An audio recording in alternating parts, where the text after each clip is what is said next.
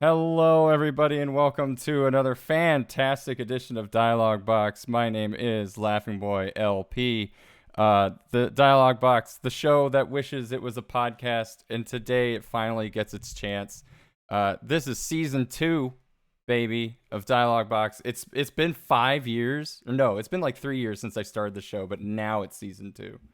So nice. Take notes, TV tropes.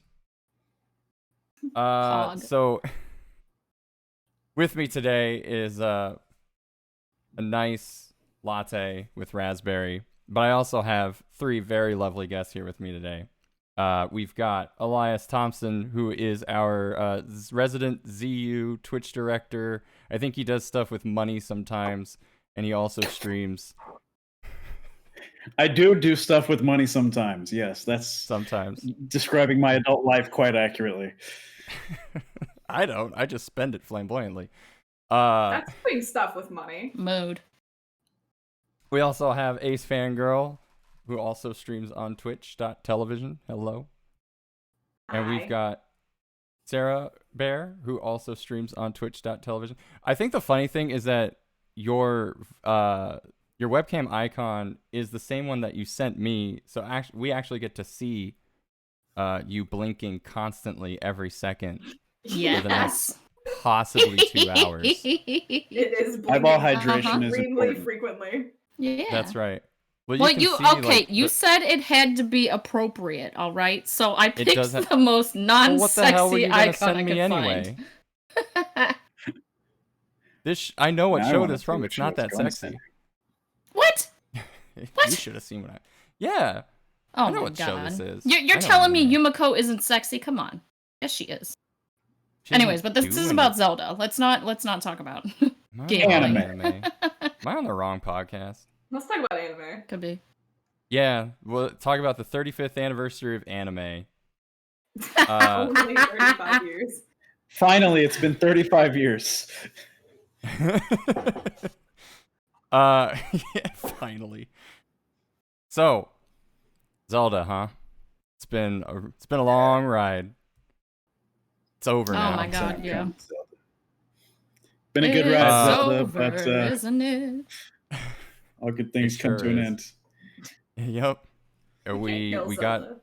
we got a trailer for Breath of the Wild 2 last year, and then this year Aonuma was like, nah, I'm good. I remember that director very well. I can't believe anime is 35 years old. So anyway, I have no Anime was housekeeping a today because mistake. this is not that kind of podcast. But we're going to talk a little bit about Zelda, our experiences with it, and all sorts of other different weird questions that I've prepared for our guests. So buckle up, relax, Oh. maybe drink some tea or caffeine or whatever it is that is your drink of choice. Stay hydrated, and let's get started. I didn't really have much of an intro this time, but it was already so disjointed.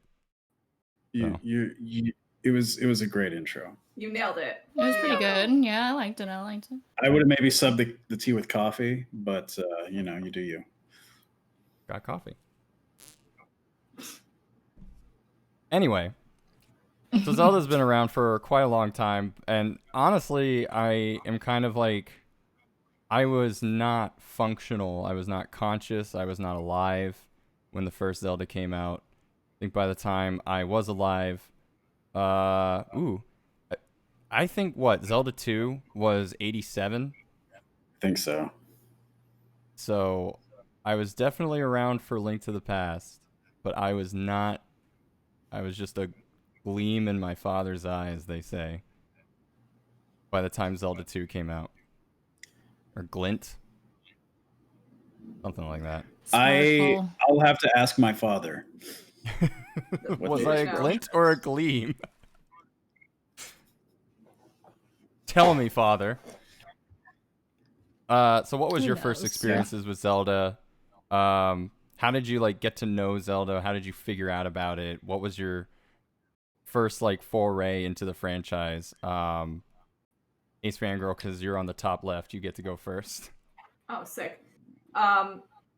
So growing up, I didn't have a lot of video game consoles. My parents weren't super into that, and I was a big reader, so I didn't care. But my cousins had an N64, and so whenever we would go visit them, I would just park it in front of the N64 and play Ocarina of Time for basically the entire time that I was there. I never got very far because they lived in Indiana and I did not. So it was very infrequently that we went to go visit them.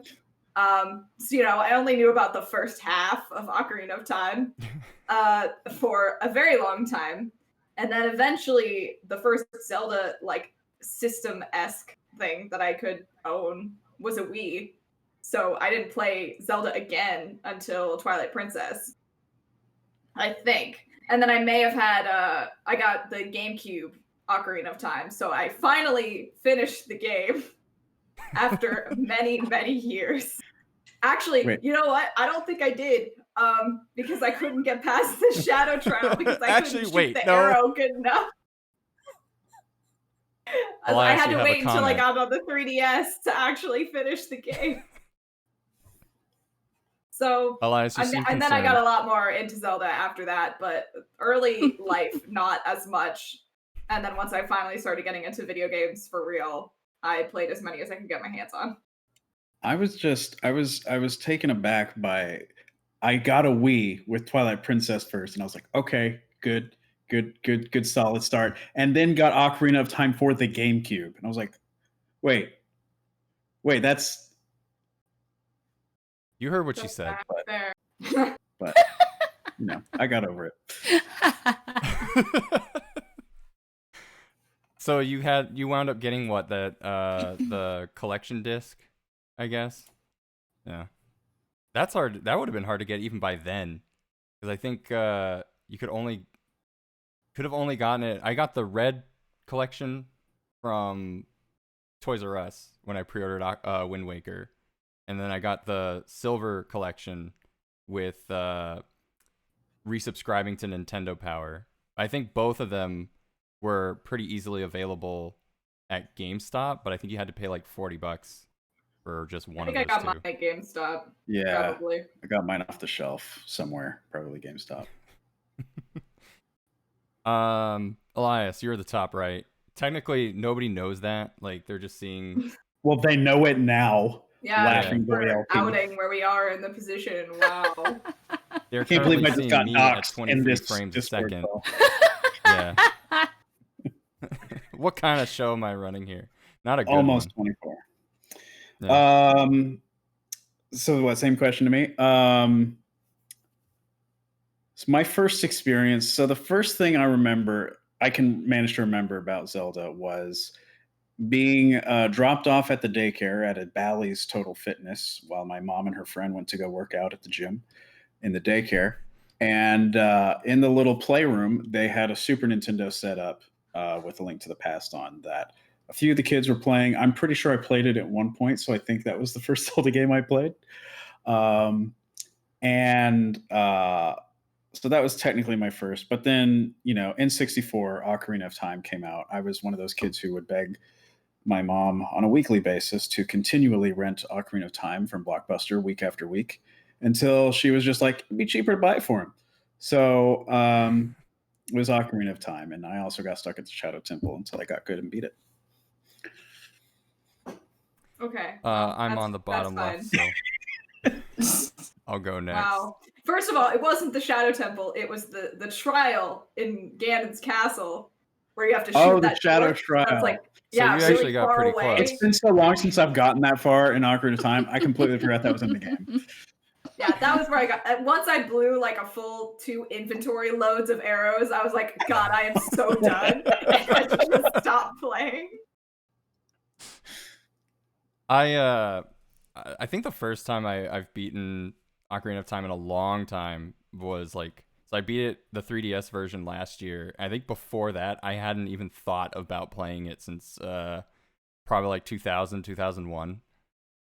Oh wow. Okay.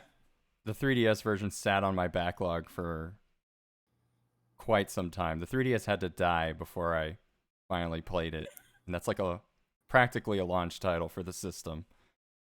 My first foray into Zelda was actually just because So my very first like video game experiences was kind of either seeing it at a friend's house because I didn't own any game consoles until I was like 5. My first console was like a Super NES, Christmas 1995. Came with Donkey Kong Country and Batman Returns. So I literally had like the best possible experience you could have on the Super NES and the worst possible experience that you could have on the SNES. Just like Thanos, perfectly balanced. As all things should be. As all things should be. And also with you. So because I got stuck on DKC 3 like a couple years later, because I knew about players' guides, you could buy them at Toys R Us. And then I finally, I wanted the DKC 3 guide because I was stuck on a boss. And so that had to come with like issues of Nintendo Power in order to get the guide for free. And so that was, I started reading all these Nintendo Power magazines. I think my first issue was the Mario Kart 64 issue. And a couple issues in, I think Link's Awakening had been re-released on the Game Boy. So they were putting up a bunch of stuff. And Zelda, for anybody that's like a big Nintendo Power reader back in the day, like any Zelda game, as soon as it comes out, it's always in the top 10 for as long as the system was alive. And so it would always be either 1, 2, or 3. And I think the N64 had some flux with like Banjo-Kazooie like overtaking it sometimes. But ultimately, like a Zelda game was always in the top 10. So that was kind of like, okay, well, that's a thing. But when I started reading like the Nintendo Power coverage of Link's Awakening and then Ocarina of Time, I was intrigued. I think I remember playing the original NES version at a friend's house when I went over. I really didn't like it.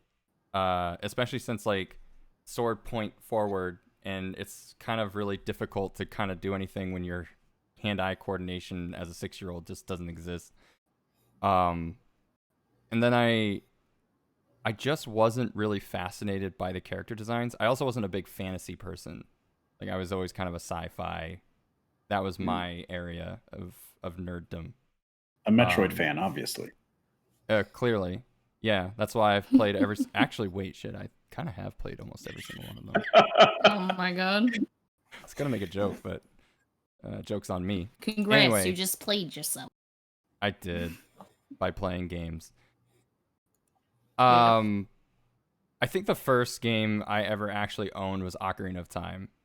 So I bought Ocarina. Actually, you know what? Fuck it. I got Ocarina of Time and Link's Awakening at the same day as like a birthday present because I had a Game Boy Color and I had an N64. So I bought the DX version and Ocarina of Time. And Ocarina of Time had been around for a while by that point, so it was kind of whatever. So those were my first couple of Zelda games. And I still say like probably Link's Awakening is one of my favorites, but we'll get into that. Ocarina of Time I really enjoyed. And it was how I kind of made connections with friends at the time because we were just like talking about trying to play and beat it.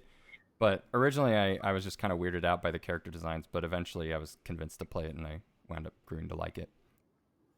Sarah, how about you? Being on the bottom right. There's only 4 spots. Oh, me? Oh, okay. That's right. Yeah. So, like you said before, you're correct. Like, so like the original Zelda game came out in 1986, and then Zelda 2 was 1987. I was not born until the late 1990s, so I didn't really have any experience with those. I remember, so this is probably going to get me some flack. When I was younger, I didn't really play video games on my own because a lot of the neighborhood kids that I played games with, like, it was like, oh, this is my system. You're not allowed to play on it. You're the little kid. Oh my God. Like that sort of thing. So, like, usually I played a lot of games with other people.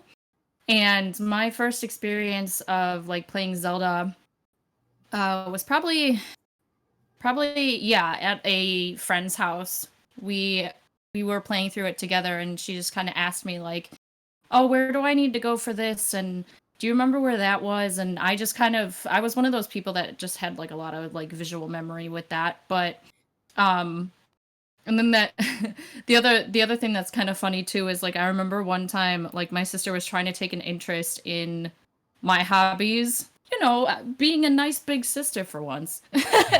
She's trying to take an interest in my hobbies, and she's like, let's play Ocarina of Time together. And I was like, I don't know, I'm scared.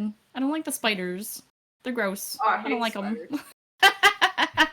Yeah, so I was like, I don't know if I can do this. I don't know. But yeah, eventually, like, of course, I would eventually go and play Ocarina of Time by myself. Completed that. Did Majora's Mask. I played a little bit of Oracle of Seasons. I've played Four Swords Adventure. I've played like a whole bunch of them. Your resume But yeah, is that was quite just kind of my extensive. experience. But yeah, I just yeah, when I originally started off as like a kid, it was like, being friends with other people. They were like, "No, it's my system. If you want to play, I have to play it. You can watch." And it's like, "Oh, okay." So that was just kind of my first experience with like Zelda and video games in general. Just that Honestly, sort of that situation. might have been how it was in the Bally's daycare. It might have just been like the popular kids in the daycare, like actually playing, and then other kids huddling around and watching. Be like, "Can I have a turn?" They're just like, "No," and then they kept playing. No. What am I gonna do? He said no. Watch. All right. I counted anyways, and So I didn't I even kinda realize already- what I was watching. Well, Didn't know what Zelda was. yeah. Well, to be fair, I did take pride in remembering those things because my friend would be like, she's like, "Oh God, I don't remember where the small key is," and I'm like, "Oh, you got to go back like 2 rooms and then to the right, and it's over there." She's like, "How do you remember that?" I don't know. I just do. 2 rooms, I said. I kind of already wound up answering this question myself, but what did you immediately take to the franchise? Did it take some time to get used to it? It didn't take me too long once I started playing it. I don't remember how specifically with Ocarina of Time, like I chose that game. Maybe I just saw a pretty box picture on the shelf and be like, that one. I can't remember. But once I started playing it, I was like, this is probably one of my favorite video games. And which caused me to play later ones down the line and stuff like that. So I would say, yeah, for me personally, once I knew what I was playing, I took to the game and then the series pretty quickly.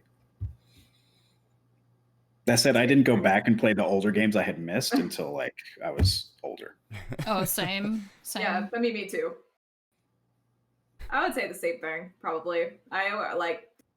We had a limited selection of games at my cousin's house.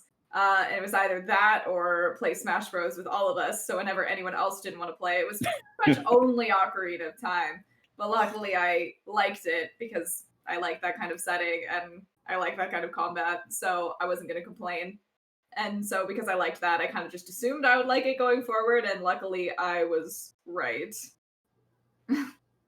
Yeah. Yeah, I took to the series very easily, very quickly. I was actually thinking about sending some images to you before we started, but like when I was in like middle school and high school, like the beginning of high school and that, I actually had a chain wallet that had Link from Ocarina of Time on it and just stuff like that. And now I'm looking at my rings and fiddling because of anxiety, that sort of thing. And the one that I'm wearing right now is it's based off of Navi from LOZ. So yeah, I took to it very quickly. I've had the same Twilight Princess branded wallet for like 14, 15 years. Heck yeah. Like Zelda it is Breath. falling apart. I was about to say like I just got a new wallet like last year and it already is like falling apart. I can't imagine keeping one single wallet for 14 years.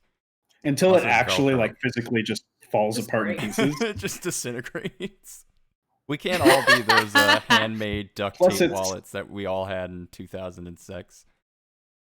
As a guy, put it in my back pocket. It's now conformed to the shape of my body, and getting a new wallet to deal with Oh that would just be. God. Must be awkward Oh, to shower God. with now that's Yeah, 'cause attached to you like that. Mine was a chain wallet as well. So like I got so used to sitting on it so that like when I stopped having a chain wallet, I was like, "Oh, this is weird. I have a butt again." What the? I have a butt again. Yeah. Exactly. Thank the Lord, it's a Christmas miracle. Um, so I mean, Zelda's had a lot of like different evolutions over the years. It's even tried to be like a 2D game at some point, which, you know, your mileage may vary on that transformation. But it tried different things. Sometimes it stuck, sometimes it didn't. I think the biggest thing that the Zelda franchise has done as it's moved along is that change to 3D. And with being able to make that move to 3D with Ocarina of Time, I guess we can talk about this a little bit. Why do we all think that this game was able to succeed in that transition, whereas others struggled? I mean, I was thinking about it just watching another streamer play Tomb Raider for the first time, the very first one. And I think one of the things that I realized in the 3D gaming landscape is that the tank controls was pretty much used by everybody except pretty much Nintendo. And for those that don't know what the tank controls are, it's like if you have a directional D-pad. So the original PlayStation did not come with analog sticks at all. It didn't take until maybe a couple of years into the life cycle. So Sony had to assume that you didn't have joysticks at all. Throughout the entire lifespan of the PlayStation existence, they had to pretend as if you didn't have these things. And so what does most like 3D games do in that case? They tend to do something where the character moves forward with the up button of the D-pad. They walk backwards, like literally walking backwards by holding down, and then they turn left and right by the different directions on the D-pad. And Nintendo shipped with an analog stick. So the very first game, Mario 64 and then Pilot Wing 64, were able to use the full functionality of flight controls and just kind of going anywhere you want it to go. And so a lot of 3D games, especially those made by third party or other development companies, really seem to have a tough time understanding 3D. And even in certain cases where a franchise used to exist as a 2D game, really struggled in order to make the transition. And like Sonic hasn't even figured it out yet, when some would say. But why do we think that Zelda really succeeded here, whereas others are having some difficulties? I mean, I think a big factor, and I was not paying super close attention to video game development at the time, but I think a factor was, you know, they came out with Super Mario 64 pretty early with the Nintendo 64, and then Ocarina of Time could look at that and learn from that a little bit. Because originally, when they had started developing Ocarina 3D Zelda, they were thinking about a Super Mario 64 kind of approach, where Hyrule Castle, Hyrule, town or whatever, was kind of this central hub, and then you just branched out to the dungeons from there, right? And they sort of shifted that into the slightly more open world version that Ocarina came, when they saw that it kind of worked for Mario, but then also saw like how it could be different. And then they innovated like Z targeting, I think, in the Ocarina of Time, which was huge. Once they figured that out in their engine, they're just like, okay, well, now that allows us to use these controls in these ways, and allows us to design gameplay and maps in other ways, which really worked out for them, I think. Yeah, it seems like they really, I wouldn't say struggled, but they definitely had to take a long time to think about how a game that kind of presented itself as a top-down action adventure / RPG, however you wanted to call it, and then changing it from that to this over-the-shoulder perspective or behind-the-back perspective. And it's weird because looking at it, I feel like even back in the day, you could just look at that game and be like, yeah, that makes sense. Like, I don't see how they could have done this any other way, except this behind-the-back perspective of going through rooms, and then I guess, that's the start of really the Zelda formula, where whatever item or weapon that you get in that area becomes the thing that you probably are going to need to use to kill said boss in that area. And then, rule of three mechanics, where usually, unless you're like super good, the first time you play a Zelda game, it's usually like 3 rounds of a boss fight before it finally dies. But I feel like, what was it? I think the one thing that really crossed their minds was fencing, or specifically sword fighting, 1v1 against other characters, and then obviously that changed because you fight like 3 Iron Knuckles in one room at some point. But even like I'm even slightly amazed by how they kind of thought about like dodging mechanics, like jumping and rolling, and all the different little nuances that it changes the game completely. But ultimately, like done in a package that you're just kind of like, well, I don't see how else they could have done this. I see you've changed back, Sarah. Mm-hmm. I'm never satisfied with one thing and for long. That's fine. Anyways, yeah, I kind of agree with what you guys have said in that aspect. Just because like they already had the building blocks to work on it, so they could just enhance them more and get more control with it. And I know like, oh, if you're comparing it to Sonic or like a different franchise, I think it also just kind of helps that A, Nintendo had a lot of fan following, and B, that The Legend of Zelda was just so popular. I mean, they had commercials about it, man. Commercials. Let us never forget the Japanese Link to the Past commercial. Yes. So important. Glorious 60 seconds of it. That is Yes.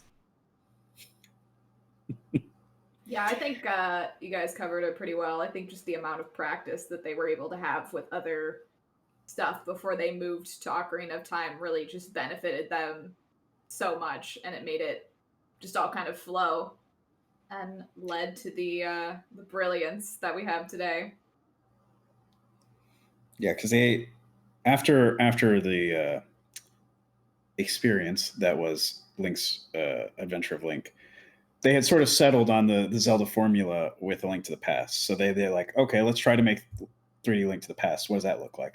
Then they sort of looked at what was done with Mario 64, and they're just like, this is a good starting point. And then beautiful things came together and made Ocarina of Time.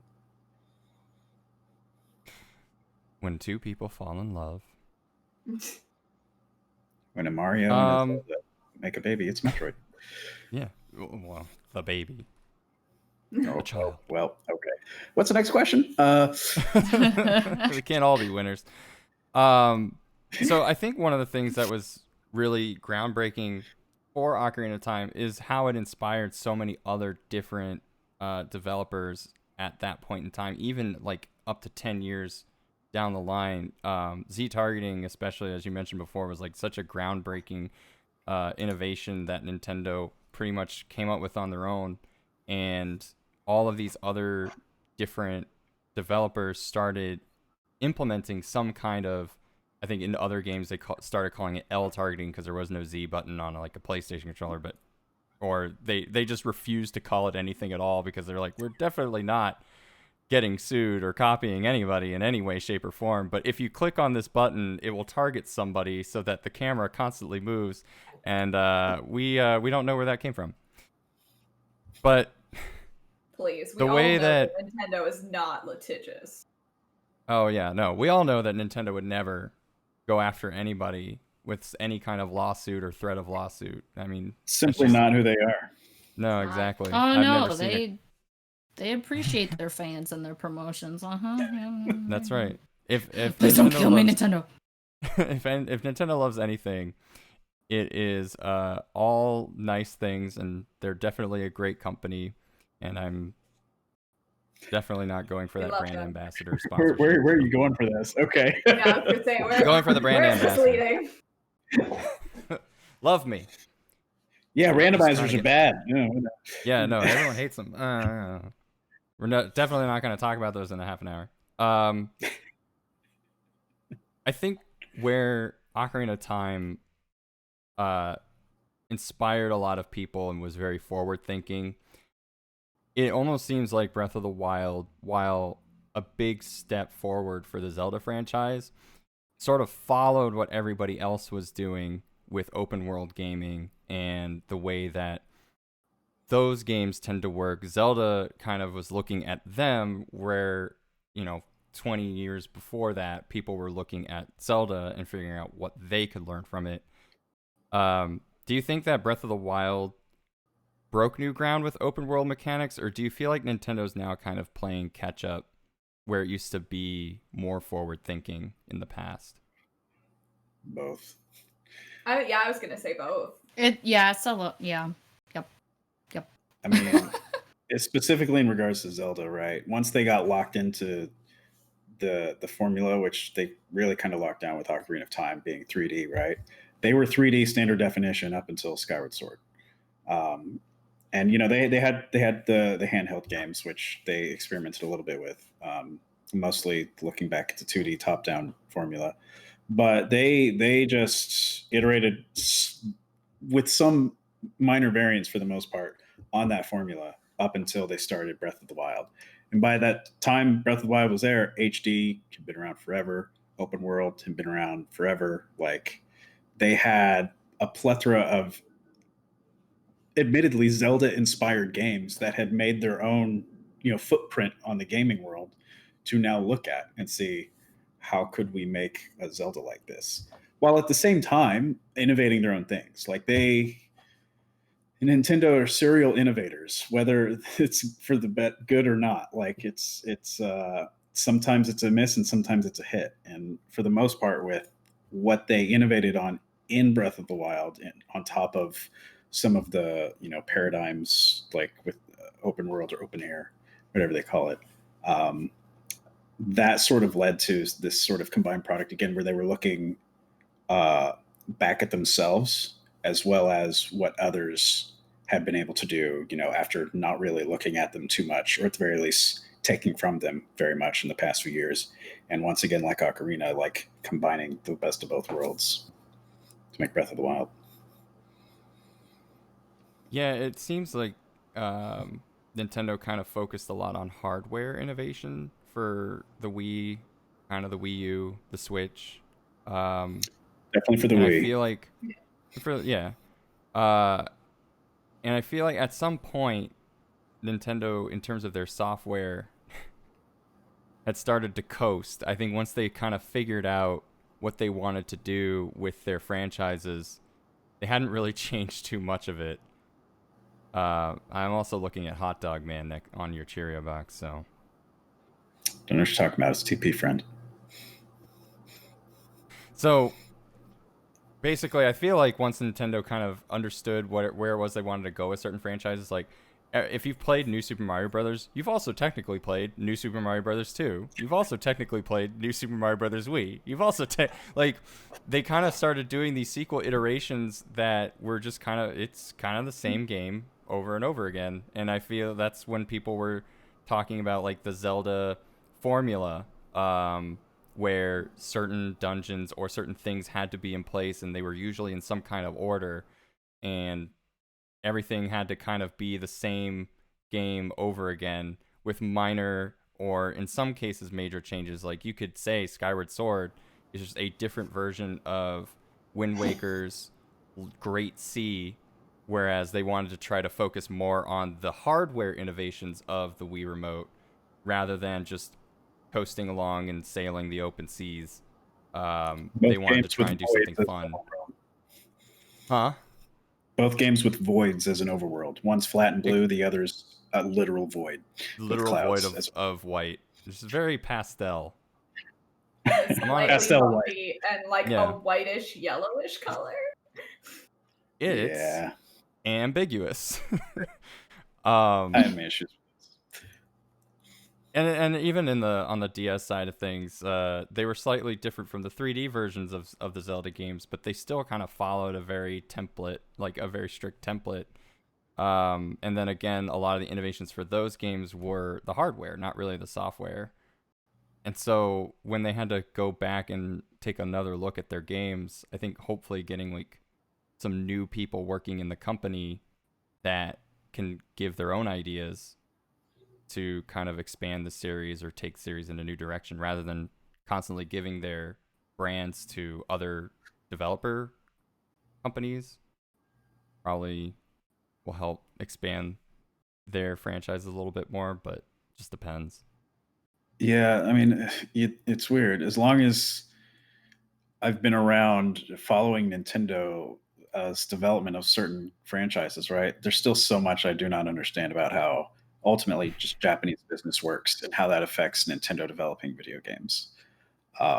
It's just a work culture I have not, am not personally exposed to, and so there's things I will always decisions I will never understand why they do things the way they do. But that I think is definitely a factor in terms of like why sometimes they end up giving an IP to an external studio, and sometimes they don't, but sometimes they do a good job with.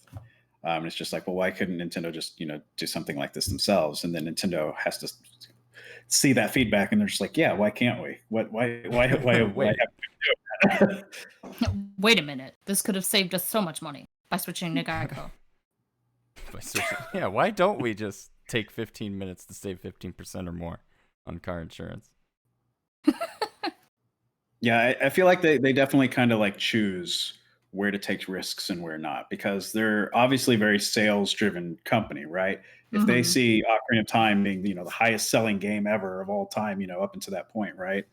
They're gonna like make more of that, do that again, right? While at the same time, with the hardware type controls, it's on a new console. Let's try to use the Wiimote. Let's try to use the Wii U gamepad, which didn't really end up panning out.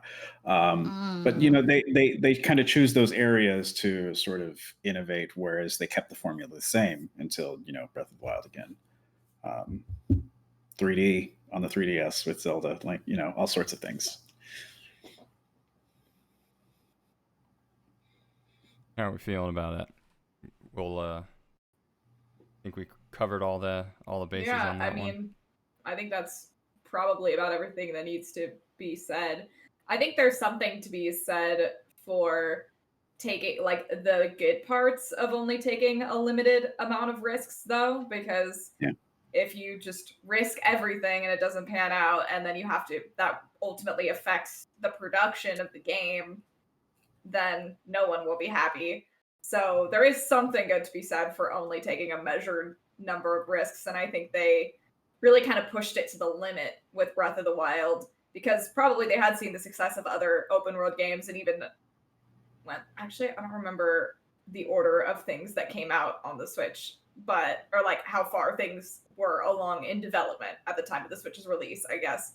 But with other open world games that were currently being developed for the Switch, they probably had some stuff to work with. They could see what they could do and kind of use that to make something new for Zelda, which I think people ultimately appreciated, obviously.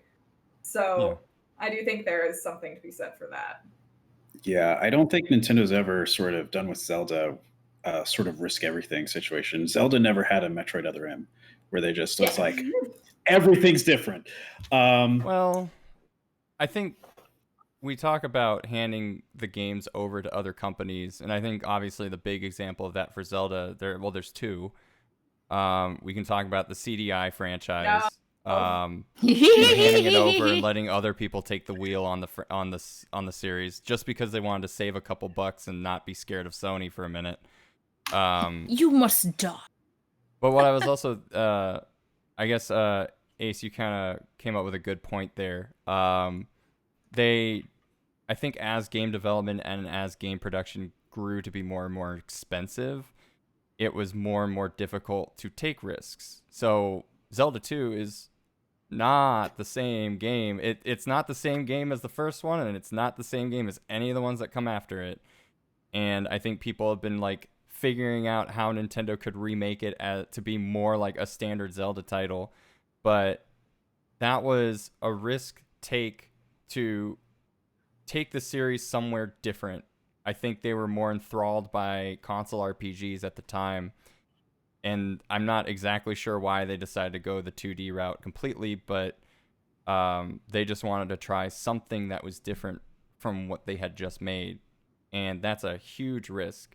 But I also feel like it didn't cost them as much, and also a lot of people wound up buying that game because either they weren't really following, like it's harder to follow games back in the late 80s than it is today, and I don't think a lot of people knew what kind of game that they were opening when they finally put it into their NES and hit the power button. But that game, but they found out, and had that game come out 20 years later, I feel like that would have been a very different story. Like it would have been devastating. Like again, like Other M, we haven't really seen. God, when did Other M come out? And I'm trying to think. They haven't really seen a sequel since. Metroid Other M came out in 2010, and then we never saw Metroid after that until Federation Force in 2016. Yep, some would say the best one. Oof. It's a long time. Oof. It had a good, my favorite thing about that game is still that everyone really liked Blast Ball, and then everyone really hated Federation Force. This is a fun Nintendo version of Rocket League. Great, it's a Metroid game. Is it just a multiplayer game set in the Metroid universe? No, well, kind of. I mean, take it as you will. Yeah. I honestly feel like they were just kind of like, oh, I don't know how well this is gonna take. Quick, slap a license name on it. Do it. All right. We put Metroid on it. People will love this. All right. It just seems to be like they showed us the Blast Ball tournament first to soften the blow. Like, because everyone was really into it. I remember that. I was like, I kind of want this game. It was fun because they were bringing back the World Tournament, right? And there's like, here's a new game. I was like, okay, yeah, we're all having fun here, right? It's a nice little multiplayer game. The next day, we got nothing but bad news. Samus ain't even in this one. We don't talk about Stairfax Adventure. I like Stairfax. That was another good Zelda game, actually. Yeah, that was actually another very great Zelda game. Very innovative. Also, I have to quote one of my favorite things from the CDI games. You've killed me. No. Good. Good. I just imagine the director is like, and scene. Yeah. All right, everyone, we can go home for the day. Nailed it. The one voice director never does retakes or cycling someone who was just like, "Yep, good, next." Yep. Yeah, either the voice director never did retakes, Let's get this or done. It's 4 p.m. on a Friday and I'm already drunk. Yeah, so let's get this over with. I need to swing by Burger King on my way to my divorce. Listen, the game ships tomorrow, and I forgot to record all these lines. Honey, get down Get in here. The 90s were crazy. Oh, they were so crazy. Lots of cocaine, apparently. Speaking of things that are very confusing. Wait. Speaking of whoa. Speaking of things that are horribly confusing and ultimately frustrating, let's talk about the Zelda timeline. Nope. I'm here to be here through this difficult time for all of you. Yeah, if anybody needs to hold my hand. I mean, okay. I think the thing is that as a Zelda fan, or if you were in the Zelda fan scene, especially in like the early 2000s, I think there's always been a question of a timeline. People have tried to figure out where certain games or where new games in the series are going to wind up. And I think until the official Hyrule Historian Zelda timeline came out, everyone kind of had an idea with some arguing pieces about where each game fell on a particular timeline. Does anybody remember that time before Aonuma said that there was an official one? Oh yeah. Does anyone remember that? Does anybody remember? It was a time of theory boards on internet forums where everyone was taking various Hylian scripts from different games and juxtaposing against Ganon resurrections, and it was more of just a fun activity than something to be toxic about. Yeah, admittedly, I wasn't super into the history, but I do remember people speculating on like, oh, well, this thing occurred, and this game mentioned that, and now this is going on, and people were like putting the pieces together, and it just reminds me of that what is it, that scene in Always Sunny in Philadelphia. Oh yeah, where with he's Charlie, just got the like, on board and the wall. strings Yeah. connected everywhere. Yeah. That's how basically I what it was was. Yeah, it's that's essentially literally what it was. It was like a Yeah. conspiracy theory of like, this one's here and this one's there. No, it's over there. No, this one. And it's like, oh my god. I'll be honest, And- I wasn't involved in this at all. So I had nothing to Yeah, do like, with I this. didn't look in- You leave me out Yeah, of this. I did not look into the history at all Yeah. either, but it was just kind of fun to watch the culture, like watch the people be like, no this one, no that one. And it's like, I'm just here to play games and have fun. It You're in it it for the was wrong even reasons. before Twilight Princess came out, there was a split timeline theory, right? Because there were too many contradictions, right? Yeah. Already. And then they announced Twilight Princess, and they showcase, and they're just like, okay, but the Wind Waker though, like what? How does this? Wow. And when they were first starting to do developer interviews, like at E3 about Twilight Princess, that was the first time the developers admitted split timeline. So that was still before they came out with an official whole timeline. But then, the theorists went back to the drawing board, like, okay, now that we know there's a split timeline, this can be here, and now we can do this, and now we have a nice little unifying two-prong fork. That's right. Yeah. Then it changed. Yeah. That changed. And Actually then, have and a Aunu was like, very split timeline. Why not a Triton? I feel like the first time Oh, man. that a timeline kind of entered my brain or like in my visible space was Wind Waker, because there was this whole idea of, I mean, literally the backstory of Wind Waker doesn't really make sense if you've played Ocarina of Time and Majora's Mask, and you kind of can understand that, like, okay, well, in Majora's Mask, Link goes and does this, and that's, he returns to being a kid and he goes and looks for his fairy friend. When Wind Waker shows up in its backstory, you're just kind of like, okay, well, I guess that makes sense. If he's looking for Navi, he probably wouldn't be around for Ganon to take over, but I thought he was sealed, so did he just wake back up in like 5 minutes? Like, how? Like, I remember just Really going like, weak. yeah. Nobody knew. Yeah, it was just, A fun activity bit it and was. duct tape. Zelda was just like, What a I fun X-Files activity. theme here. The Oh, truth man. He is was in out the there. bathroom. Yeah, he was on a break. Yeah, I think that was the first time I ever thought about it. And then, yeah, again, as the developers started giving more hints, it's like, well, is there an official timeline? And they're kind of like, yeah. And we're like, can we see it? And they're Do like, you want there to be? no. You don't Like, need Nintendo it. played coy for a long time. Yeah. I think fans knew that there was an official timeline long before they ever unveiled one. Well, I think because they were still figuring it out, like the fans were at the We- time, right? we don't even know They the just had their timeline. own internal forum where they were all throwing ideas together and be like, "But the script here. Well, what if we did a third time? No, that doesn't make any sense. Okay, but then it would explain." What game did we make? What the hell have we been doing for 20 I years? think another reason why they probably didn't want to release an official one is because when you go and you start developing more games and that, unless you specifically say this is direct sequel to this game, then they're like, oh crap, now we got to figure out where this fits into timeline, and like just going through that whole process, like, ugh. I mean, like, can you imagine if they did like if they did Breath of the Wild, but like they're working on the second one, if they just like didn't mention that it was related to the first one? Can you imagine people would just be like, wait, is this like a different Link in a different timeline? What is going on? What timeline? And my favorite yeah, thing so I can about understand Breath of why the they Wild- wouldn't do that.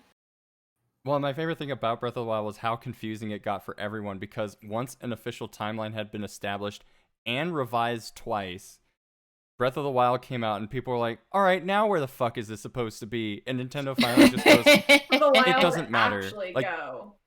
Breath of the Yeah, officially they went back to be just like, we're disregarding the timeline, despite republishing in several printed materials right now. I kind of just Yeah. ignored it past the publication of Hyrule Historia. I was like, oh, that's in here. Huh, cool. And then just didn't think any more about it. Well, everyone was kind of like, all right, well, it has hot fish people, but now it has hot bird people too. But it can't have hot fish and hot bird. This doesn't make sense to me, and my brain hurt. Can't have both. No, you can't. Yeah, because I gotta I got a question then. Like, so technically, we all know that like Skyward Sword was the start of it. So if that's the case, and we now bring Breath of the Wild into this, where is that the start, or is it still Skyward Sword? So officially, Skyward Sword, right? Breath of the Wild is not on the timeline. Yeah. That is what Nintendo has officially stated. Like, it is its own thing. Don't worry about it. We told you guys not to worry about it for 30 years, and yet You proved us right. You proceeded to worry about it. That's right. And yet you proceeded. Therefore, we're starting over. We punish you. No more I mean, time. punishing you for your sins. They also No more timeline. We're taking the timeline back. We have timeline at home. That it was like separate, but it was still like after everything, right? And so whenever they like put it on timelines, they're just put Breath of the Wild like at the bottom, unconnected to anything in the center, just like, and then there's this. After everything. You mean like when people think that drawn a line from all three prongs and put it Breath back of the Wild in just in a box. That would just make people go crazy and be like, So that you're- combines timelines. so What funny. are we missing? So you're implying this is like Yeah, Zelda a map Monopoly. of the United States where It should Hawaii be and a Alaska pencil. are in their own little boxes in the corner, and people actually thought exactly. that Hawaii and Alaska were next to each other. You're absolutely right. Breath of the God. Wild is the Alaska of the Zelda timeline. Yeah. I'm pretty sure that's Oh on my the God. box. The first time I heard think that, what I was parts like, of it are Hawaii. what are we teaching the children? What are we No, doing? Hawaii is probably Age of Calamity. That's actually probably true. Uh-oh. No, hold on. I had to see something. Gotta say, the only one showing up now is me. Audition was And pretending it's not that even me. I have Ever new audio blinking. settings, and I'm Forever very and concerned. always. There could only be Yumiko. Why is it saying that? Hold on. Don't show this again. Only No. Yumiko. That's right. I'm back. Hello. Welcome back to DialogBOX. In case you're listening to this on Spotify. I you think, stop. We can't hear you. We can't Oh hear my Mr. God, Laughing really? Boy, I think you muted yourself. We can no longer hear you laughing. I'm back. Can you hear me now? No. Wait. No. Do, do, do, do, They Oh, hear? Twitch here. do, Twitch Twitch here. hears. Hello? You muted Discord. Yeah. Oh, you're hey. back. Oh, hi. Hey. Yeah. That was weird. And now uh-oh. Uh-oh. Uh-oh. All right, I fixed it. You. Thank you, Spotify, for hanging in there. Now I gotta make sure that, yep, all right, audition's working. We're back in business. Whatever. Oh, God. Nailed it. Snailed it. So, In conclusion, in timelines. conclusion, It sure Don't- exists. it sure does. And that, we kind of, that is technically the second question of this piece. How did we all feel when we did see an official timeline for the series for the first time? Was there any sense of elation, of relief? Nothing but disappointment. Mm, It's like, oh, that's a cool thing. Yeah, and I mean, for people who weren't really involved in that or interested in it, it's just kind of like, oh, okay, that's kind of cool to know that information now. But that's really about it. Like, what else I am I gonna do? I obviously knew Pizza. about the theorists and the spending their time, theorizing all these things. I kind of kept tabs on it because I obviously wanted to get a sense of what the coherent larger story was. But I was never the guy on the making his own corkboard with strings, right? So when they released the official timeline, there was some confusion, but mostly it was a kind of sense of relief. Like, okay, I can accept this. This is a little more bizarre than I thought it would be, but I can accept it, right? They've drawn all the lines here that I require to check that box in my brain. And so I, kind of accepted it and continued to accept it up until Breath of the Wild, where now I'm just back in a state of what? What now? What now, nerd? I think for me, Especially after Age of Calamity. yeah, I think for me, like, it just blew my mind that Nintendo of all people had a Link Dies timeline, and I was like, Well, it that's fails. oddly The dark hero for you. falls. Hero Yeah, falls. or yeah, Link fails. falls. Maybe he just ran away Link- like a coward. I was like, So, oh look, my yeah. playthrough's canon. It's like Link didn't necessarily die.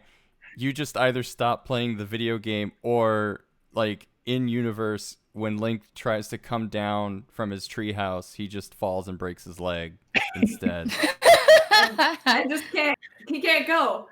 He can't go. Navi, where is he? Ganondorf in the hospital, offered him sir. early He's an retirement and idiot, took it. sir. That's right. Yeah, can't be king forever. I think that was the only, like, really big thing. And then the fact that they did revise it multiple times, where I was kind of like, what difference does it make that you move this game, like, from here to here? Yeah, Like, the revisions that they made, like, was like, oh, okay, sure, but why? and the fact that they did include everything. I think the only games they are not including in the timeline is Smash Brothers. the Hyrule Warriors games.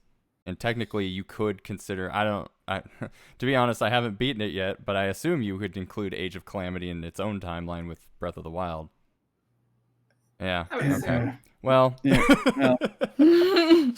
well. I haven't played it either. The words of a naive idiot.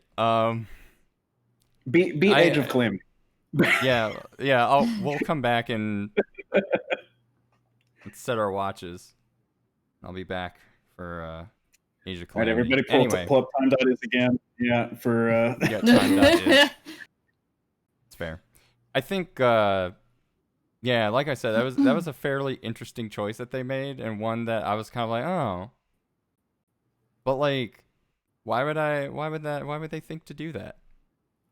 But there you go. That's how you get I think that's how you get Link to the Past. knows. Yeah, like all those like little like rearrangements, because I think they changed Oracle's versus like Link's Awakening or something like that. They switched that which one was after the other or something like that. And I was just like, okay, sure. Like that literally doesn't matter to me. But if you want to change that, be my guest, right? You're adding Link Between Worlds, great, it works. You're adding Triforce Heroes, questionable, but fine, sure, whatever. Okay. Okay.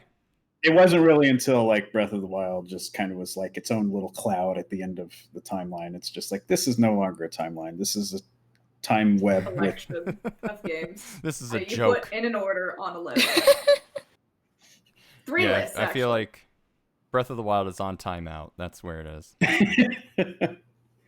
Yeah. My God. Maybe someday you can sit at the big kids table and be put into the timeline. You gotta earn your timeline. You gotta earn your timeline position. I gotta see those sales past 30 million first. I sold most consoles. Yeah. Doesn't count. Yeah. Animal Crossing sold more than you did. Oh, so where does Animal Crossing go? Shots fired. All right, I'm done with this conversation. Where does it?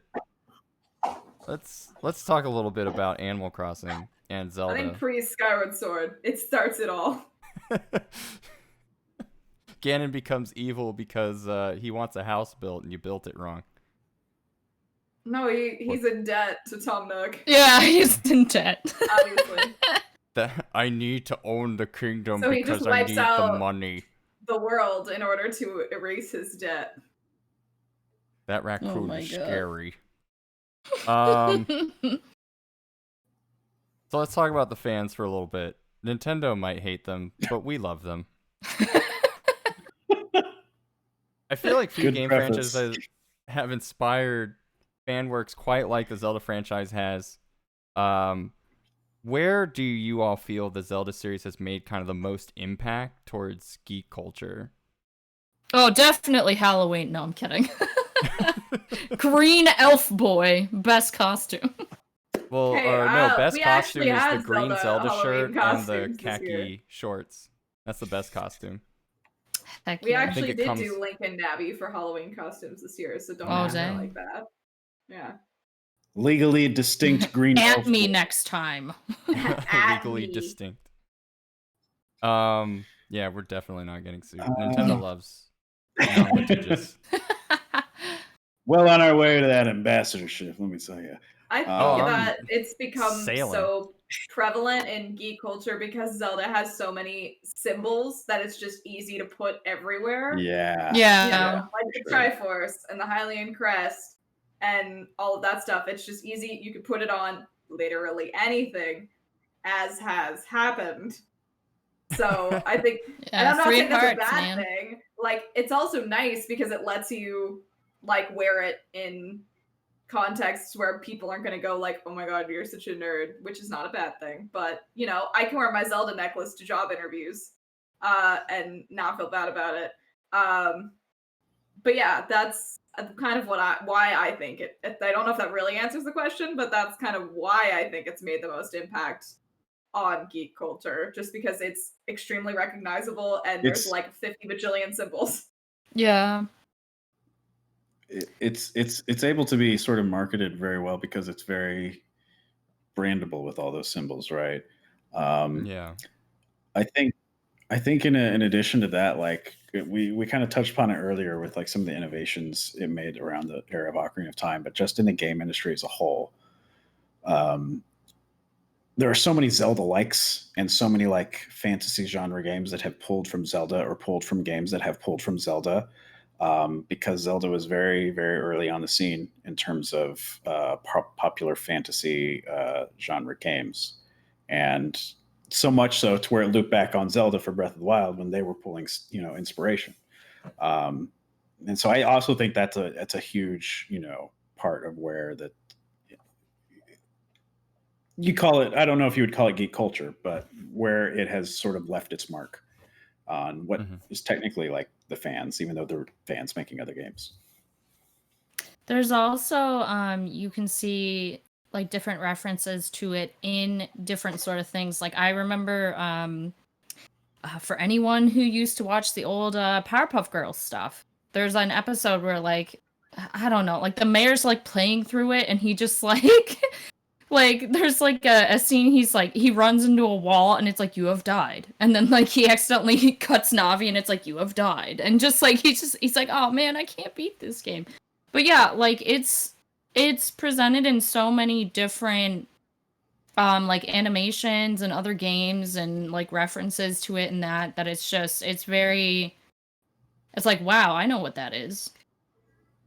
Well, So I feel go like on. with Zelda 2, the three hearts is you probably see more fan marketable products with the three hearts because you can't legally say whether or not it's Zelda, so nobody can come after you for it. But everyone knows what it is. I think there were two or three very big franchises back in the 2000s that were highly marketed. Especially if you ever like got lost in a mall and somehow wound up in a Hot Topic. There were like three distinct these are retro games that were always represented. It was always Mario to some extent. It was always Mega Man to some extent, and Zelda. And with Zelda, it was less about like the sprite artwork and more so about like we've been talking about with the symbols, the Hylian crest. I feel like that is like the number one gamer tattoo is the Hylian crest. Like there are people that just do not religiously play games that also like Zelda. And I think that that's also very surprising just because there has to be something about either the franchise as a whole or the games themselves that are appealing to a much wider audience than any of the other games, especially like any of the other core Nintendo franchises. Like people know Donkey Kong as an arcade game. They may not know any of the other games that he's been in as like a non-game player. But a lot of people know Zelda to some extent, and it's just kind of crazy how easily marketable it is, despite the fact that there are probably far more Pokemon merchandise out on the market than there is Zelda. And I would say that especially going into the Nintendo store, like Zelda has its own little nook in the Nintendo store on the upper floor, but there's like a lot of Pokemon stuff, and that's better than Kirby, because I think Kirby has like, last time I was there, I think there was like a shelf of Kirby. Yeah, there was a plushie and a shirt, and like Miyamoto just walks in, spits in your face, and he goes, "You're welcome." It's part of the Nintendo World experience. It's quite nice. Yeah. That's right. Miyamoto just likes to walk in every 6 p.m. on a Tuesday and just spit in his fans' faces. It's like, what are you gonna? No one's ever gonna believe you. What are you gonna do about it, wimp? All the time, all the while, Bill Trennan's translating.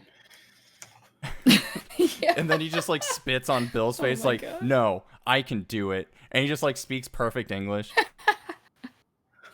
Oh my What are God. we doing? Just What has this sail into that become? ambassadorship. Uh, You're gonna get an Yeah, I email mean, directly from it's- him, and he's gonna be like, "How are you so accurate?" yeah, I mean, it's very easy, even for like my parents. I don't think have played a single player video game in their life, but they know about Zelda, right? Yeah. It's just become recognizable in a way that's just like, want to play a video game where you go on an adventure? Why not Zelda? That's one I know. Yep. Following up with that, in terms Oh, of wait. Sorry. One more reference thing to that as well. I'm assuming some people are in the same boat as me and just didn't know this, but I actually had no idea, may he rest in peace, that Robin Williams named his daughter Zelda after the princess from that game. So like, yeah, it was crazy to find out about that, because and then people were just like, "Oh yeah, there's commercials too." I was like, "What?" He admitted it Part- live on air. They did a whole marketing for Ocarina of Time 3D where Yeah. it was just Yeah, Robin yeah, Zelda yeah. playing, and he's got this epic beard. Yeah, I remember Yeah. that. That was when I learned about it. It was like, oh, cool. I think that was when I learned about it too. Thanks, 2011. Yeah, I Or think 12 so or as whenever well, it because came I mean, obviously, I feel like at that point I hadn't really heard much from him in terms of acting. And he just kind of stayed, close Yeah. to acting, but not very well in the public eye. So when that ad did come out, it was kind of like, oh, I learned he had a daughter, and B, I learned her name is Zelda, and C, I learned it's named after. I think also I knew of Zelda Williams because of Avatar, the Korra seasons, because Yeah. she wound up being one of the voices. Kuvira. Mm. Yeah. Well, I I think think season that 4. that Korra came out after that marketing Oh, it did? campaign too. So Well, It did. Yeah. my But it's just interesting to find out, because you said, how Yeah. does it inspire on culture? And it just, it did. like, oh, you might think of someone like naming like their pet after a character, but they named their child. When was this, before or after people naming their kids Dovahkiin to... God, I hope not. But I wouldn't doubt it. I think Skyrim come out at the same time. as that remember. commercial? I don't know. yeah, Skyrim came out there- at the same time as Legend of Zelda on the NES. Yeah. No, I meant Ocarina of Time 3D. Feels Thank like you it. very much. Yeah, it does feel like it. It does feel like it. I would Yeah. argue that I'm not entirely wrong. Skyrim, I saw Microwave Edition. I saw a comic that was like, it was like, which you're like trying to sleep, and Brain's like, which Final Fantasy came out 20 years ago? I don't know, probably 6. It was 10. It's like, oh my God. Yeah, such an old game. Who even talks about it anymore? Final Fantasy X. Yeah. Gross. Most romantic ending. So in terms of fan creations, and I'm about to completely ruin my ambassadorship in this one question. It was not ruined until this moment. Yeah. Yeah, no, I You was had doing it. You great. had a shot. Thank you. Are you gonna I blow really it right appreciate now? that. No, I'm jumping off the deep end. Look, I cannot be bought. Okay, let me just put that front and center. All right? Sponsors, we're not talking to you. No, exactly. Audible, I'm still available, and enter LBLP for 20% off your first month subscription. You'll also need NordVPN if you want to do these randomizers without getting caught or whatever. I don't know. Look at all this free advertising. I know. Look at all this, just leaving it out there, just dropping it all over the floor like an accident. So Zelda randomizers. Hello. These have become more and more popular over the years, and I think like Zelda and Metroid kind of have this, and it's mostly Super Metroid. I don't think I've seen anybody try to do it with the other games, but Yeah. Zelda especially has taken a run in with these randomizers. They become more and more Zooters, popular. if you will. Zooters. Well, that's Zooters. specifically one of them. But the other ones aren't as fun to say. What do you think makes randomizers so popular, and how do you think we came to this point? Well, I mean, okay, let me clarify. I mean, to this point, meaning like randomizers aren't used to just kind of be a thing that it's really difficult to set up and it's really difficult to learn. But now we see they're being included in like speed running charity marathons. We see them being included like Zeuthon. I think, did we do one 2 years ago? I'm gonna go with yes, we did. Okay, so but then last year we did like 3 different randos segments, 3 or 4 really. Like randomizers became a big part of that. So I guess, you know, that to provide that context, what do you think has allowed the randomizers to become so popular these days? I think it just comes from people kind of reliving their nostalgia and just adding a new, like, fresh take on it. Like, oh, you know, I can easily you remember like, oh, I go get the Master Sword. Okay, now I go do this dungeon. Now I do that. Now I go do this thing and all that. But you get like a randomizer, and it's like, oh, like just for example, for like Ocarina of Time, it's like, oh, I don't have to go see Jabu. Thank God. Like I don't have to go there to get an item that I need to complete the game. Oh my gosh. But yeah, I think it mostly is just like the mixing of nostalgia with a fresh new take, because not every randomizer is going to be the same. It's going to be different every single time, and you're going to have a different experience with it. And you might encounter, you know, like maybe you had an issue like a week ago, but today you did like a skip or whatever, and it was flawless, like stuff like that. So I think it just comes from like a refreshing of nostalgia and just bringing that back and being like, I remember playing this as a kid. Wow, amazing. Wow. Yeah, I mean, I think in large part the sort of concept of randomization, like it boils down to, how do I breathe new life of this video game into this video game I love? How do I play it without knowing exactly what to do, where to go, when to go, etc. I think games, you know, and as a whole, has had speed running for a while, right? Where it's like, okay, this is something that I can use as an excuse to play my favorite game that I like, and you know, I get really good at it, and you know, have reasons to constantly lab and improve, and that gets to a certain point where it's just like, okay, this is cool. At the end of the day, I'm still doing the same thing over and over, just really fast.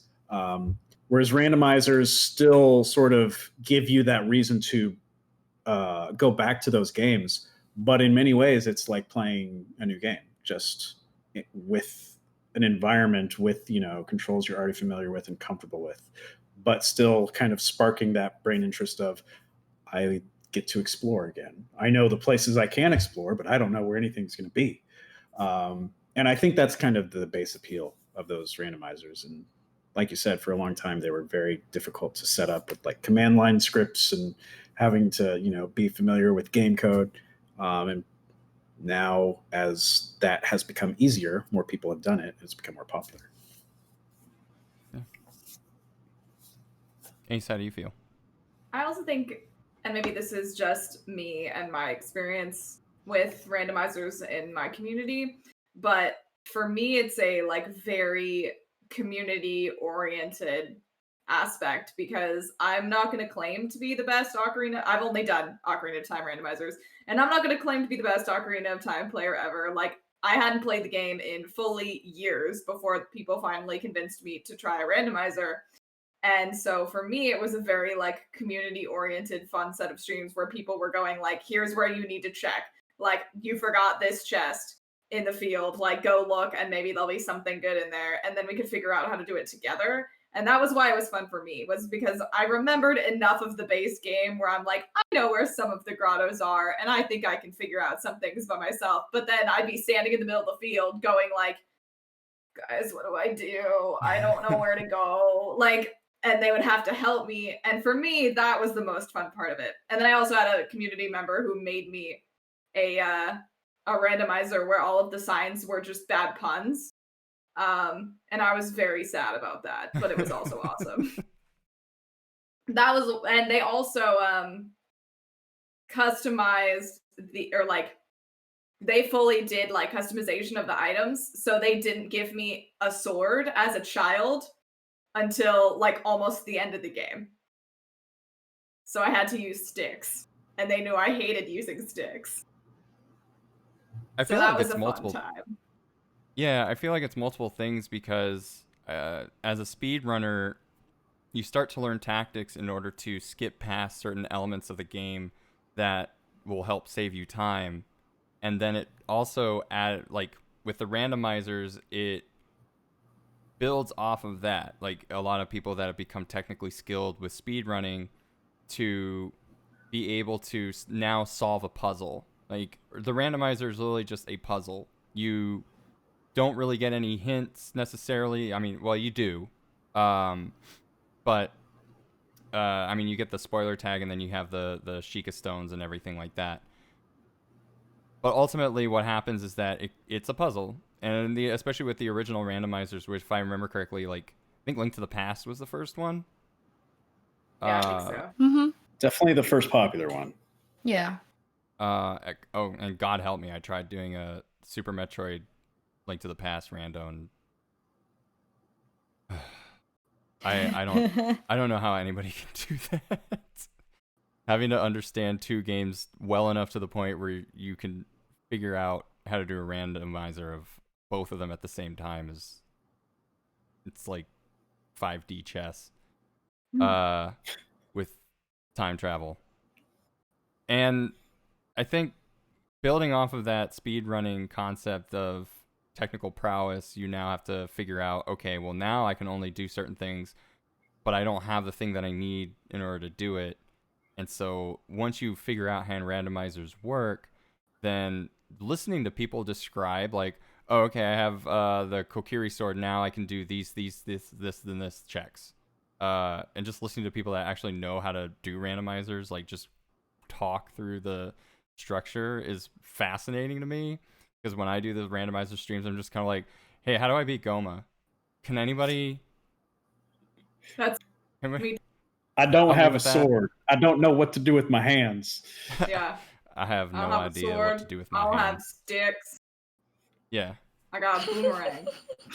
And you wind up just using this, and it's funny because and then you return to the original game and you wind up playing it. I feel like I have a better understanding of where things are because I have to go to places like that you're I a used to god. not care about. Because maybe something important is there. Maybe there's not. I think Zooters were ultimately the easier ones for me. I feel I'm frightened of the Wind Waker randos, especially after watching Secret Agent Jake do it last year for ZUthon. I don't go near 3D Zelda randomizers. It's too much. It's too Sounds much. terrifying. I just Also, love I don't his know Wind reaction. Waker well enough to even attempt that. Well, and that was the thing too, because I remember when we were trying to get times for everybody, Elias was asking, how long do you think, or no, it was Peyton, right? It was one of our other ZU buddies that was kind of like, so Jacob, how long do you think the Wind Waker randomizer is going to take? And he's like, it'll either take 12 minutes or 6 hours. Yeah, especially because we had, you can up the difficulty by including like stranger and stranger logic and weirder checks. And so we had, unlockable up to the highest difficulty. It's like, if it was highest difficulty, it's like, it could be 6 hours, could be 12 hours. Couldn't tell you. So we're just like, we'll give you 12. Yeah, so we just gave him the highest amount, and that wound up doing things for us that day. So yeah, I just think that I really like what you were talking about, Ace, with like the community aspect, and I honestly think that is kind of where it is, right? Like, especially when it comes to nerd culture and fans of particular series and just fans of any kind of nerd culture thing in general, there is like a group sentience to it, right? Zelda randomizers, a lot of people are willing to help others get into it. I think it is, so far from what I've seen, is probably one of the more welcoming communities. Certainly more welcoming than others, especially to try to get people interested in it, because that's the only way that it's going to grow, is to try to get more people interested and help them along and try to figure out how to actually even set it up. And unfortunately, I can no longer do the multi-worlds because of Mac OS problems. But yeah, it's interesting when you stream that too, because you're doing the randomizer, solving this puzzle in your head. As soon as you share that with people, they're also trying to solve the puzzle in your head. And I can't think of a single randomizer stream where, if they can help it, there's not like a tracker on the layout somewhere, because they want to expose that to everyone. Like, this is what I've got, and here are some of the checks I've made, so that they can sort of, if they're just not tuning in, try to solve the puzzle themselves. Like, oh, they're checking this, maybe they should check that, or maybe they're right. And it's a nice little bonding experience for everybody. It's a team building exercise. Yeah, team building, just like bowling, but better. And speaking of modding games in order to differentiate them or make them your own, if Nintendo started making official Zelda games that allowed players to craft their own Zelda games and experiences, what would you want that to look like?